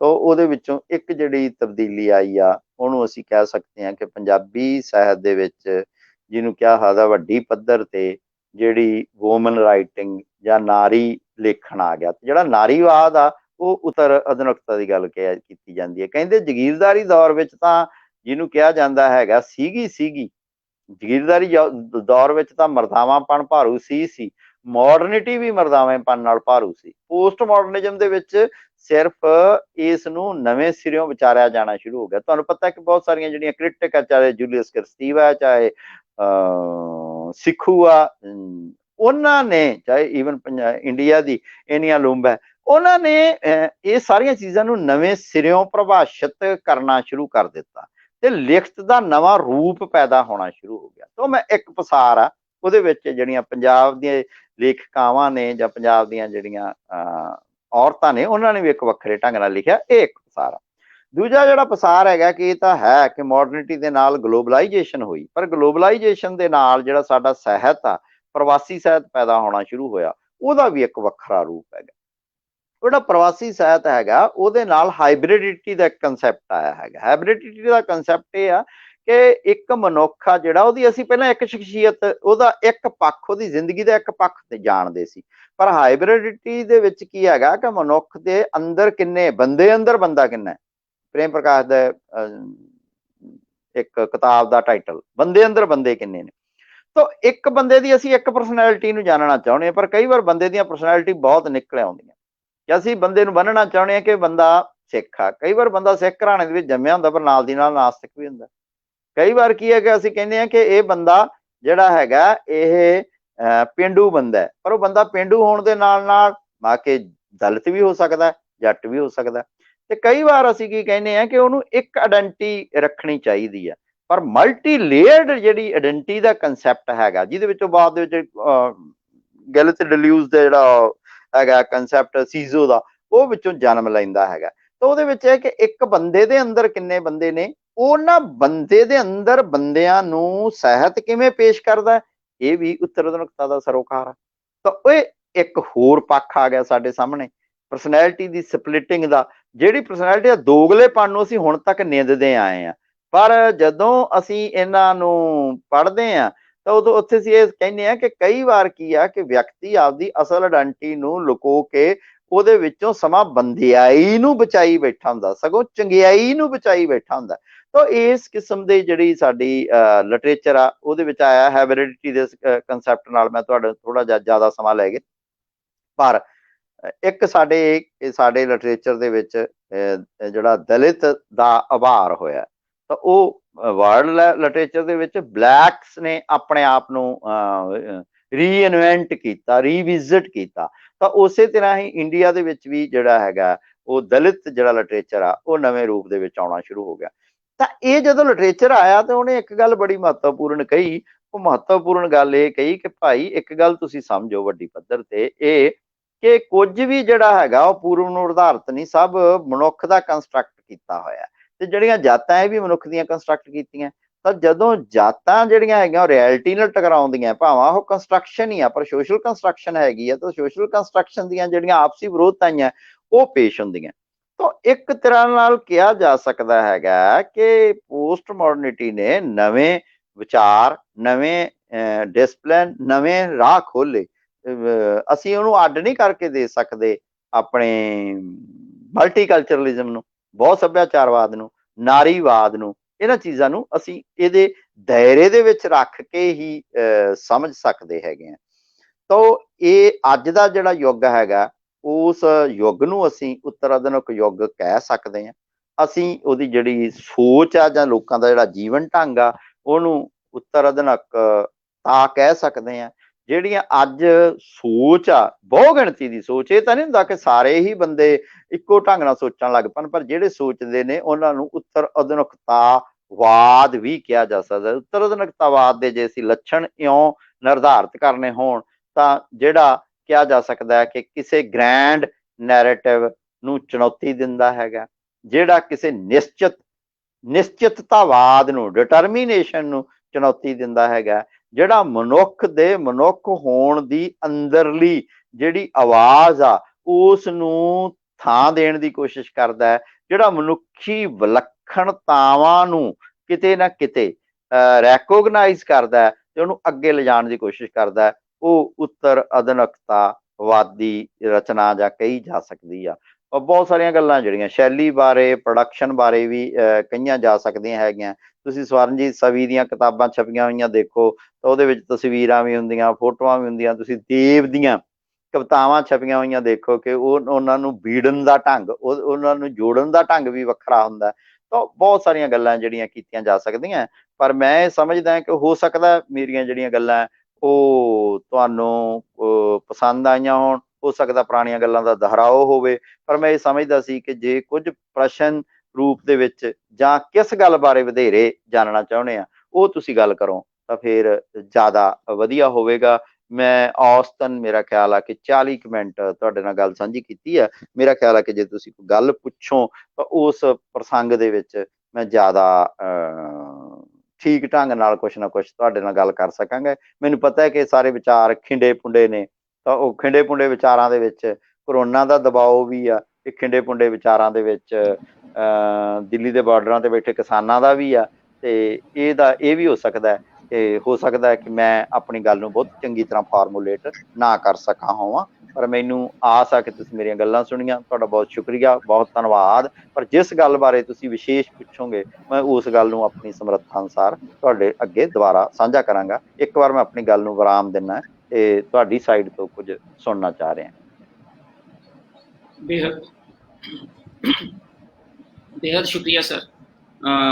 ਤੁਸੀਂ ਬਹੁਤ ਅੱਛੀ ਫਾਰਮੂਲੇਸ਼ਨ ਦੇ ਨਾਲ ਸ਼ੁਰੂ ਤੋਂ ਲੈ ਕੇ ਵਿਦਿਆਰਥੀਆਂ ਦੇ ਨੁਕਤਾ ਨਿਗਾਹ ਤੋਂ ਕੀਤੀ। ਮੈਂ ਸਿਰਫ ਇੱਕ ਚਾਹੁੰਦਾ ਕਿ ਥੋੜਾ ਜਿਹਾ ਤੁਸੀਂ ਇਹਦੇ 'ਚ ਐਡੀਸ਼ਨ ਕਰ ਦਿਓ ਕਿ ਜਿਹੜੀ ਗੱਲ ਬਾਅਦ ਦੇ ਵਿੱਚ ਥੋੜਾ ਜਿਹਾ ਕ੍ਰਿਟਿਕ ਰੂਪ ਦੇ ਵਿੱਚ ਆਈ ਜਿਹੜੀ ਹੈਗੀ ਆ ਕਿ ਪੋਸਟ ਮਾਡਰਨਿਜ਼ਮ ਬਾਰੇ ਇਹ ਵੀ ਕਿਹਾ ਗਿਆ ਕਿ ਕਲਚਰਲ ਲੌਜਿਕ ਹੈਗਾ ਲੇਟ ਕੈਪੀਟਲਿਜ਼ਮ ਦਾ ਹੀ, ਔਰ ਜਿਹੜੇ ਸੰਘਰਸ਼ ਆਲਰੇਡੀ ਪਹਿਲਾਂ ਹੀ ਚੱਲ ਰਹੇ ਸੀਗੇ ਮਾਰਕਸਿਜ਼ਮ ਦੇ ਨਾਂ ਹੇਠ, ਉਹਨਾਂ ਸੰਘਰਸ਼ਾਂ ਨੂੰ ਹੀ ਜਦੋਂ ਪਛਾਣ ਦੇ ਨਾਂ ਦੇ ਉੱਤੇ ਡਾਈਵਰਸੀਫਾਈ ਕਰ ਦਿੱਤਾ ਗਿਆ ਤਾਂ ਉਹ ਸੰਘਰਸ਼ ਜਿਹੜੇ ਹੈਗੇ ਆ ਖਿੰਡ ਪੁੰਡ ਗਏ ਜਿਹੜੇ ਆ।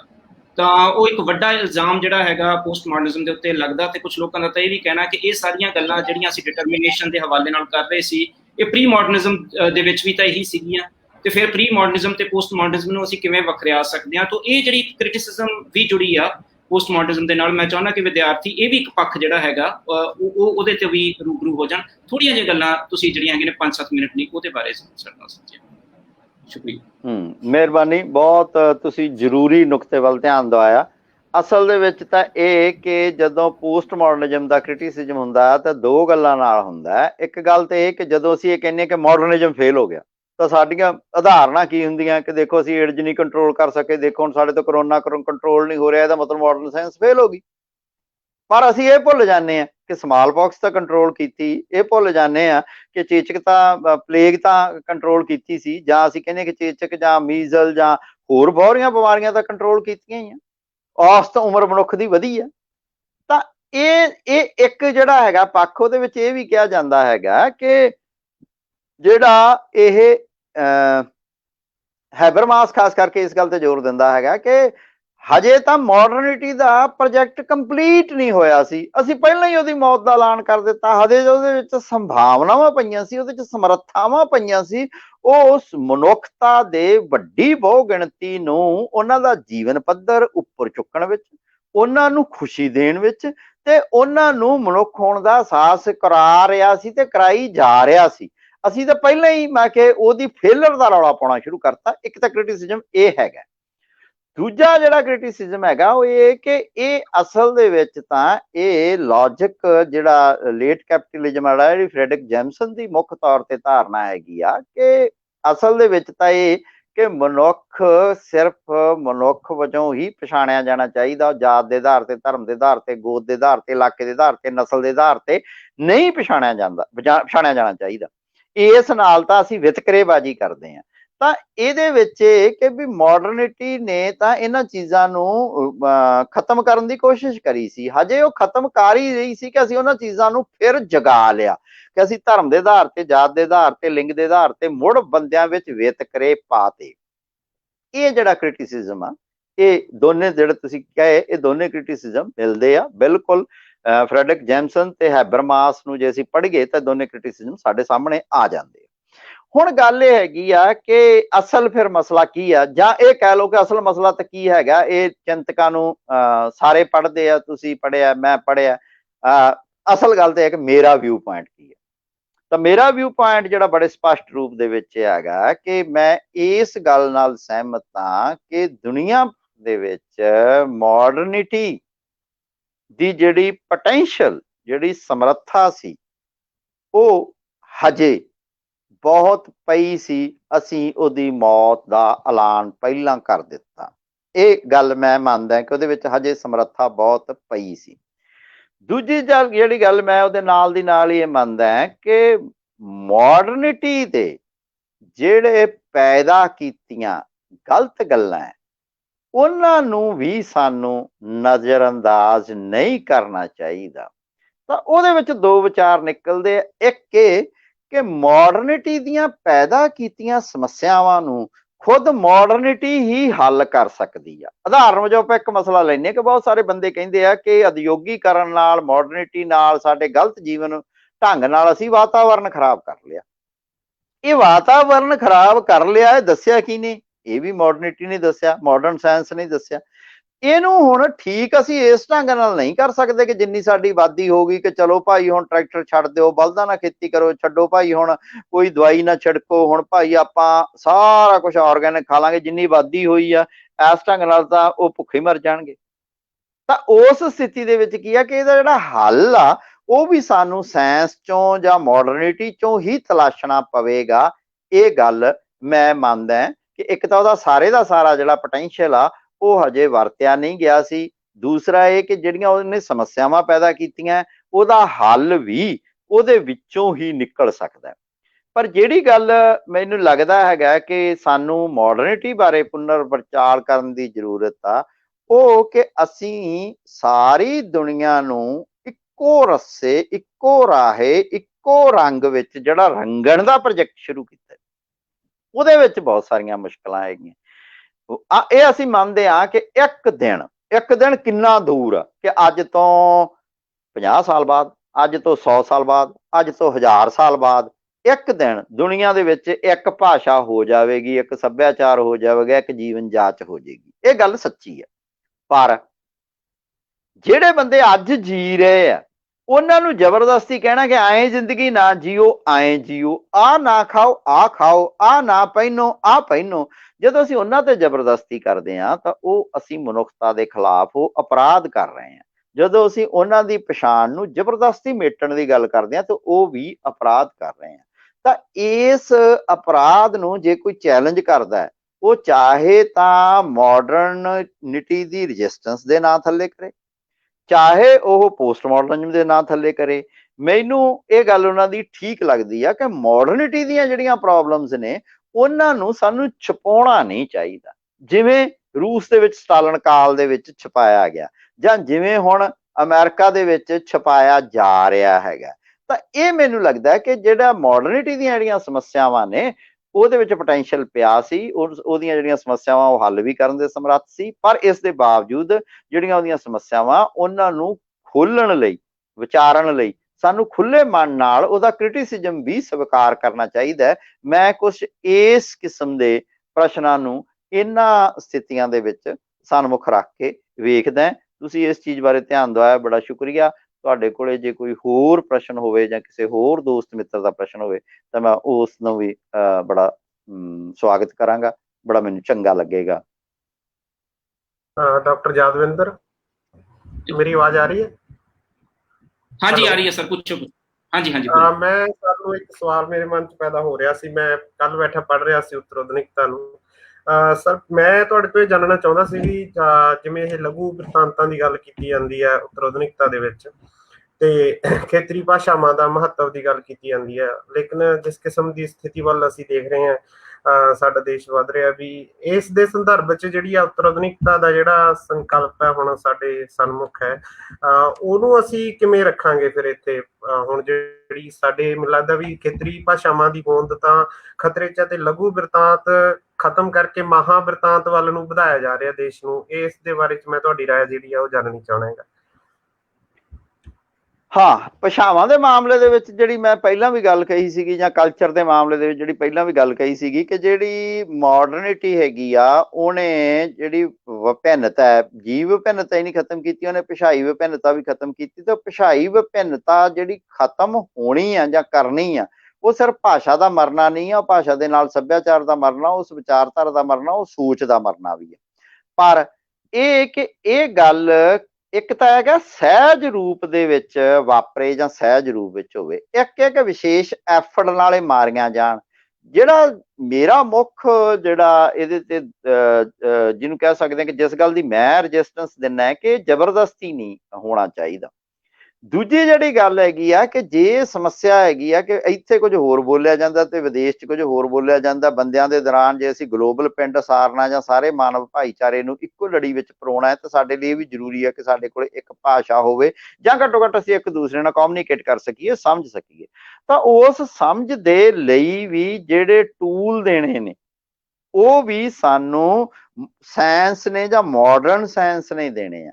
ਉਦਾਹਰਨ ਵਜੋਂ ਕਿ ਹੁਣ ਮਸ਼ੀਨ ਟਰਾਂਸਲੇਸ਼ਨ ਆ ਜਿਹੜੀ, ਉਹਦੀਆਂ ਗੱਲਾਂ ਹੋ ਰਹੀਆਂ, ਆਰਟੀਫਿਸ਼ੀਅਲ ਇੰਟੈਲੀਜੈਂਸ ਦੀਆਂ ਗੱਲਾਂ ਹੋ ਰਹੀਆਂ, ਤਾਂ ਮਸ਼ੀਨ ਟਰਾਂਸਲੇਸ਼ਨ ਤੇ ਆਰਟੀਫਿਸ਼ੀਅਲ ਇੰਟੈਲੀਜੈਂਸ ਰਲ ਕੇ ਹੋ ਸਕਦਾ ਕਿ ਮੈਂ ਜੋ ਬੋਲੀ ਜਾਂਦਾ, ਮੈਂ ਜੋ ਬੋਲਦਾ ਹੈ, ਤੁਹਾਨੂੰ ਪਤਾ ਹੀ ਹੈ ਕਿ ਮੇਰੇ ਬਾਰੇ ਇੱਕ ਵਿਅੰਗ ਵੀ ਚੱਲਦਾ ਹੈਗਾ ਕਿ ਮੈਂ ਤਾਂ ਬਹੁਤ ਜ਼ਿਆਦਾ ਲਿਖੀ ਜਾਂਦਾ ਕਿਉਂਕਿ ਇੱਕ ਨਵੀਂ ਐਪ ਆਈ ਹੈ ਲਿਪੀਕਾਰ, ਕਿ ਮੈਂ ਬੋਲੀ ਜਾਂਦਾ, ਜੋ ਬੋਲੀ ਜਾਂਦਾ ਉਹ ਟਾਈਪ ਕਰੀ ਜਾਂਦਾ, ਤੇ ਅਗਲੇ ਦਿਨ ਮੈਂ ਉਹ WhatsApp ਜਾਂ Facebook ਤੇ ਸਾਂਝਾ ਕਰ ਦਿੰਦਾ। ਚਲੋ ਮਜ਼ਾਕ ਦੀ ਗੱਲ ਮਜ਼ਾਕ ਰਹੀ, ਪਰ ਜੋ ਮੈਂ ਬੋਲੀ ਜਾਂਦਾ ਉਸ ਨੂੰ ਜੇ ਕੋਈ ਡਿਵਾਈਸ ਗੁਰਮੁਖੀ ਲਿਪੀ ਦੇ ਵਿੱਚ ਲਿਖ ਦਿੰਦੀ ਹੈ, ਇੱਕ ਹੋਰ ਜਿਹੜਾ ਪ੍ਰੋਗਰਾਮ ਆ ਉਹ ਉਹਨੂੰ ਅੰਗਰੇਜ਼ੀ 'ਚ ਕਰ ਦਿੰਦਾ ਹੈਗਾ ਜਾਂ ਫਰੈਂਚ 'ਚ ਕਰ ਦਿੰਦਾ ਹੈ, ਤੇ ਜੇ ਸੰਚਾਰ ਸਾਡਾ ਆਪਸ ਵਿੱਚ ਦੀ ਵੱਧ ਹੈ ਤਾਂ ਜਿਹੜਾ ਭਾਸ਼ਾਵਾਂ ਨੂੰ ਬਚਾਉਣ ਦਾ ਕੰਮ ਆ ਜਾਂ ਜਿਹੜੀਆਂ ਵੱਖ-ਵੱਖ ਪਛਾਣਾਂ ਹੈ ਉਹਨਾਂ ਨੂੰ ਬਚਾਉਣ ਦਾ ਕੰਮ ਆ, ਉਹ ਵੀ ਤਾਂ ਫਿਰ ਵਿਗਿਆਨ ਜਾਂ ਸਾਇੰਸ ਜਾਂ ਮਾਡਰਨਿਟੀ ਹੀ ਕਰ ਰਹੀ ਆ।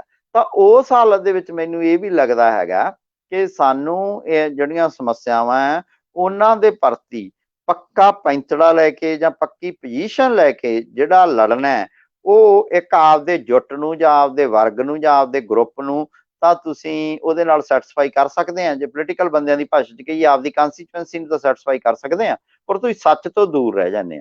ਤਾਂ ਸੱਚ ਦੀ ਅਸਲ ਵਿੱਚ ਗੱਲ ਇਹ ਆ ਕਿ ਸਾਨੂੰ ਦੂਸਰੇ ਦਾ ਵਿਊ ਪੁਆਇੰਟ ਸਮਝਣਾ ਵੀ ਪਵੇਗਾ, ਉਸ ਨਾਲ ਕੂਪ ਅਪ ਵੀ ਕਰਨਾ ਪਊਗਾ, ਕਿਉਂਕਿ ਮਨੁੱਖ ਹਮੇਸ਼ਾ ਹੀ ਬਦਲਦਾ ਆਇਆ, ਇਉਂ ਤਾਂ ਸਦਾ ਤਾਂ ਨਹੀਂ ਸੀਗਾ ਜਿਵੇਂ ਅੱਜ ਦਾ ਹੈਗਾ, ਸਦਾ ਤਾਂ ਨਹੀਂ ਸੀਗਾ। ਇਸ ਲਈ ਇਹ ਕਿ ਸਾਨੂੰ ਸਾਰੀਆਂ ਚੀਜ਼ਾਂ ਨਾਲੋਂ ਨਾਲ ਰੱਖਣੀਆਂ ਪੈਣੀਆਂ ਕਿ ਜਿਹੜੀਆਂ ਗਲਤ ਗੱਲਾਂ ਉਹਨਾਂ ਨੂੰ ਰਜਿਸਟੈਂਸ ਵੀ ਦੇਣੀ ਪੈਣੀ, ਜਿਹੜੀਆਂ ਸਹੀ ਗੱਲਾਂ ਉਹਨਾਂ ਨੂੰ ਪ੍ਰਵਾਨਣਾ ਵੀ ਪੈਣਾ, ਜਿਹੜੀਆਂ ਸਮੱਸਿਆਵਾਂ ਪੈਦਾ ਹੋਈਆਂ ਉਹਨਾਂ ਦੇ ਹੱਲ ਵੀ ਸੋਚਣੇ ਪੈਣੇ ਆ, ਉਹ ਹੱਲ ਸਮੂਹਕ ਪੱਧਰ ਤੇ ਵੀ ਸੋਚਣੇ ਪੈਣੇ ਆ, ਤੇ ਉਹ ਹੱਲ ਆ ਜਿਹੜੇ ਵਿਅਕਤੀਗਤ ਪੱਧਰ ਤੇ ਵੀ ਸੋਚਣੇ ਪੈਣੇ ਆ, ਤੇ ਉਹ ਹੱਲ ਆ ਜਿਹੜੇ ਉਹ ਭਾਈਚਾਰਕ ਪੱਧਰ ਤੇ ਵੀ ਸੋਚਣੇ ਪੈਣੇ ਆ। ਮੈਂ ਇਸ ਮਸਲੇ ਦੇ ਉੱਤੇ ਕੁਝ ਇਸ ਤਰ੍ਹਾਂ ਸੋਚਦਾ।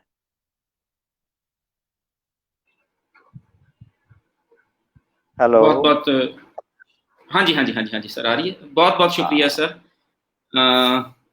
ਵਿਜੇ ਵਿਵੇਕ ਨੇ ਇੱਕ ਗਜ਼ਲ ਲਿਖੀ ਸੀ, ਉਹ ਪਤਾ ਨਹੀਂ ਕਿਸ ਕੰਟੈਕਸਟ 'ਚ ਲਿਖੀ ਸੀ, ਪਰ ਮੈਨੂੰ ਅਕਸਰ ਲੱਗਦਾ ਹੁੰਦਾ ਬਈ ਉਹ ਜਿਹੜਾ ਹੈ ਨਾ इस हवाले के उत्ते खास करके उत्तर आधुनिकता के बारे काफ़ी ढुकदी है। ਉਹਦੇ 'ਚ लिखता है कि भला है रेत दे हेठां लरसदे पानी सन, सुनदियां दिसदियां चीज़ां महज कहानी सन, नहीं तां पाठियां पुस्तक 'चों पढ़ लिया हुंदा, नहीं तां रागियां साज़ां ते गा लिया हुंदा। भला है रेत दे हेठां लरसदे पानी सन, सुनदियां दिसदियां चीज़ां महज कहानी सन। तो ये ਜਿਹੜਾ ਸਾਡੇ ਕੋਲ ਉੱਤਰ ਆਧੁਨਿਕਤਾ ਦਾ ਸਾਰਾ ਕੰਟੈਕਸਟ ਹੈਗਾ ਉਸਨੂੰ ਪ੍ਰੋਫੈਸਰ ਰਜਿੰਦਰਪਾਲ ਬਰਾੜ ਹੋਣਾ ਨੇ ਸਾਡੇ ਸਨਮੁਖ ਰੱਖਿਆ। ਔਰ ਸਵਾਲ ਕਿਉਂਕਿ ਅਸੀਂ ਇਸ ਕਰਕੇ ਵਿਦਿਆਰਥੀਆਂ ਦੇ ਨਹੀਂ ਲੈ ਸਕੇ ਕਿਉਂਕਿ ਅਸੀਂ ਇੱਕ ਇਹੋ ਜਿਹੇ ਸਟੀਮ ਯਾਰਡ ਪਲੇਟਫਾਰਮ ਰਾਹੀਂ ਜੁੜੇ ਹਾਂ ਜਿਹਦੇ 'ਚ ਅਸੀਂ 4 ਜਣੇ ਹੀ ਇਹਦੇ ਵਿੱਚ 5 ਜਣੇ ਸ਼ਾਮਲ ਹੋ ਕੇ ਆਪਣੀ ਗੱਲ ਕਰ ਰਹੇ ਹਾਂ। ਤੇ ਹੁਣ ਮੈਂ ਡਾਕਟਰ ਨਛੱਤਰ ਸਿੰਘ ਉਹਨਾਂ ਨੂੰ ਬੇਨਤੀ ਕਰਾਂਗਾ ਕਿ ਉਹ ਪ੍ਰੋਫੈਸਰ ਰਜਿੰਦਰਪਾਲ ਬਰਾੜ ਹੋਣਾ ਦਾ ਤੇ ਸਾਡੇ ਨਾਲ ਜੁੜੇ ਹੋਏ ਹੋਰ ਸਰੋਤਿਆਂ ਦਾ ਜਿਹੜਾ ਹੈ ਉਹ ਰਸਮੀ ਤੌਰ ਦੇ ਉੱਤੇ ਧੰਨਵਾਦ ਕਰਨ। ਡਾਕਟਰ ਨਛੱਤਰ ਸਿੰਘ ਜੀ। हेलो, हाँ जी, मेरी आवाज आ रही है? हाँ जी, आ रही है जी। हेलो, हाँ जी, सत श्री अकाल जी। हाँ जी, ਸਭ ਤੋਂ ਪਹਿਲਾਂ ਤਾਂ ਮੈਂ ਧੰਨਵਾਦ ਵਿਭਾਗ ਦੇ ਮੁਖੀ ਪ੍ਰੋਫੈਸਰ ਰਵੀ ਰਵਿੰਦਰ ਜੀ ਦਾ ਕਰੂੰਗਾ ਔਰ ਨਾਲ ਹੀ ਡਾਕਟਰ ਯਾਦਵਿੰਦਰ ਜੀ ਦਾ, ਜਿਨ੍ਹਾਂ ਨੇ ਇਹ ਅੱਜ ਦਾ ਜਿਹੜਾ ਪ੍ਰੋਗਰਾਮ ਉਹ ਲਿਖਿਆ। ਇਸ ਭਾਸ਼ਣ ਲੜੀ ਦੇ ਦੂਜਾ ਪ੍ਰੋਗਰਾਮ ਸੀ ਸਾਡਾ ਇਹ ਉੱਤਰ ਆਧੁਨਿਕਤਾ ਤੇ ਉੱਤਰ ਆਧੁਨਿਕਤਾਵਾਦ, ਔਰ ਸਾਨੂੰ ਰੂਬਰੂ ਕਰਾਇਆ ਇੱਕ ਐਸੀ ਸ਼ਖਸੀਅਤ ਦੇ ਜਿਨ੍ਹਾਂ ਨੂੰ ਮੈਂ ਉਹਨਾਂ ਤੋਂ ਪੜ੍ਹਨ ਦਾ ਮੈਨੂੰ ਮੌਕਾ ਨਹੀਂ ਮਿਲਿਆ, ਲੇਕਿਨ ਉਹਨਾਂ ਨੂੰ ਅੱਜ ਸੁਣਨ ਦਾ ਮੌਕਾ ਮਿਲਿਆ। ਪਰ ਹੋਰ ਵੀ ਕਈ ਪਲੇਟਫਾਰਮਾਂ ਤੇ ਉਹਨਾਂ ਨੂੰ ਮੈਂ ਸੁਣਿਆ। ਸੋ ਉਹਨਾਂ ਦੀ ਸ਼ੈਲੀ ਬੜੀ ਕਮਾਲ ਦੀ ਹੈ, ਉਹਨਾਂ ਦਾ ਅੰਦਾਜ਼ੇ ਬਿਆਨ ਬੜਾ ਕਮਾਲ ਦਾ ਹੈ, ਔਰ ਜਦੋਂ ਉਹ ਗੱਲ ਕਰਦੇ ਹੈ ਤਾਂ ਇੱਕ ਬੰਦੇ ਦੇ ਮਨ ਦੇ ਵਿੱਚ ਬਿੰਬ ਉਸਾਰ ਦਿੰਦੇ ਹੈ। ਔਰ ਜਿਹੜੇ ਹਿਸਾਬ ਦੇ ਨਾਲ ਉਹਨਾਂ ਨੇ ਸਾਨੂੰ ਅੱਜ ਉੱਤਰ ਆਧੁਨਿਕਤਾ ਤੇ ਉੱਤਰ ਆਧੁਨਿਕਤਾਵਾਦ ਸਿਧਾਂਤ ਦੇ ਨਾਲ ਜਾਣ ਪਹਿਚਾਣ ਕਰਾਈ ਹੈ, ਔਰ ਇਸ ਦੇ ਵਿਚਾਰਧਾਰਕ ਪੱਖ, ਦਾਰਸ਼ਨਿਕ ਪੱਖ ਤੇ ਸਾਹਿਤਿਕ ਪੱਖ ਦੇ ਨਾਲ ਸਾਨੂੰ ਜੋੜਿਆ, ਔਰ ਜਿੰਨੇ ਸਰਲ ਤਰੀਕੇ ਨਾਲ ਉਹਨਾਂ ਨੇ ਇਸ ਨੂੰ ਸਪਸ਼ਟ ਕੀਤਾ ਹੈ, ਮੈਨੂੰ ਲੱਗਦਾ ਵੀ ਉਹ ਸਿਰਫ ਇਹੀ ਸਪਸ਼ਟ ਕਰ ਸਕਦੇ ਆ ਇਸ ਤਰੀਕੇ ਨਾਲ। ਔਰ ਉਹਨਾਂ ਦੇ ਇਸ ਗਿਆਨ ਦਾ ਜਿਹੜਾ ਵਿਦਿਆਰਥੀਆਂ ਨੂੰ ਬਹੁਤ ਲਾਭ ਹੋਊਗਾ, ਮੈਂ ਇਸ ਗੱਲ ਦੀ ਉਮੀਦ ਕਰਦਾ ਵੀ ਇੰਨੀ ਸਰਲ ਤਰੀਕੇ ਨਾਲ ਇਸ ਨੂੰ ਹੋਰ ਨਹੀਂ ਸਮਝਿਆ ਜਾ ਸਕਦਾ। ਉਹਨਾਂ ਨੇ ਆਪਣਾ ਪੂਰਾ ਜੀਵਨ ਲਾਇਆ ਇਸ ਦੇ ਲੇਖੇ, ਔਰ ਪਤਾ ਨਹੀਂ ਉਹਨਾਂ ਨੇ ਕਿੰਨੀਆਂ ਕਿਤਾਬਾਂ ਪੜ੍ਹਨ ਤੋਂ ਬਾਅਦ, ਕਿੰਨਾ ਮੰਥਨ ਕਰਨ ਤੋਂ ਬਾਅਦ, ਕਿੰਨੀ ਗਿਆਨ ਗੋਸ਼ਟ ਕਰਨ ਤੋਂ ਬਾਅਦ ਜਿਹੜਾ ਹੈ ਇਸ ਚਿੰਤਨ ਨੂੰ ਜਿਹੜਾ ਹੈ ਘੇਰੇ ਦੇ ਵਿੱਚ ਲਿਆ, ਔਰ ਫਿਰ ਇਸ ਨੂੰ ਜਿਹੜਾ ਬੁਣਿਆ ਔਰ ਸਾਡੇ ਸਨਮੁਖ ਜਿਹੜਾ ਉਹ ਪੇਸ਼ ਕੀਤਾ ਹੈ। ਸੋ ਮੈਂ ਉਹਨਾਂ ਦਾ ਬਹੁਤ ਬਹੁਤ ਧੰਨਵਾਦ ਕਰਦਾ ਜੀ, ਔਰ ਉਮੀਦ ਕਰਦਾ ਵੀ ਸਾਡੇ ਵਿਦਿਆਰਥੀ ਵੀ ਬਹੁਤ ਲਾਭਵੰਤ ਹੋਏ ਹੋਣਗੇ। ਔਰ ਮੈਂ ਧੰਨਵਾਦ ਕਰਦਾ ਸਾਡੇ ਅਧਿਆਪਕ ਸਾਥੀਆਂ ਦਾ ਵੀ ਜੋ ਇਸ ਪਲੇਟਫਾਰਮ ਤੇ ਨਾਲ ਸਾਡੇ ਨਾਲ ਜੁੜੇ ਹੋਏ ਨੇ, ਔਰ ਉਹਨਾਂ ਸਰੋਤਿਆਂ ਦਾ ਵੀ ਜੋ ਸਾਨੂੰ ਫੇਸਬੁੱਕ ਤੇ ਲਾਈਵ ਸੁਣ ਰਹੇ ਨੇ ਔਰ ਦੇਸ਼ ਵਿਦੇਸ਼ ਤੋਂ ਸਾਡੇ ਨਾਲ ਜੁੜੇ ਹੋਏ ਨੇ। ਉਹਨਾਂ ਸਤਿਕਾਰਤ ਸਾਰੀਆਂ ਹੀ ਸ਼ਖਸੀਅਤਾਂ ਦਾ ਬਹੁਤ ਬਹੁਤ ਧੰਨਵਾਦ ਜਿਨ੍ਹਾਂ ਨੇ ਆਪਣੇ ਕੀਮਤੀ ਸਮੇਂ ਦੇ ਵਿੱਚੋਂ ਅੱਜ ਦੇ ਇਸ ਪ੍ਰੋਗਰਾਮ ਦੇ ਲਈ ਸਮਾਂ ਕੱਢਿਆ ਜੀ। ਬਹੁਤ ਬਹੁਤ ਸ਼ੁਕਰੀਆ ਜੀ ਸਾਰਿਆਂ ਦਾ।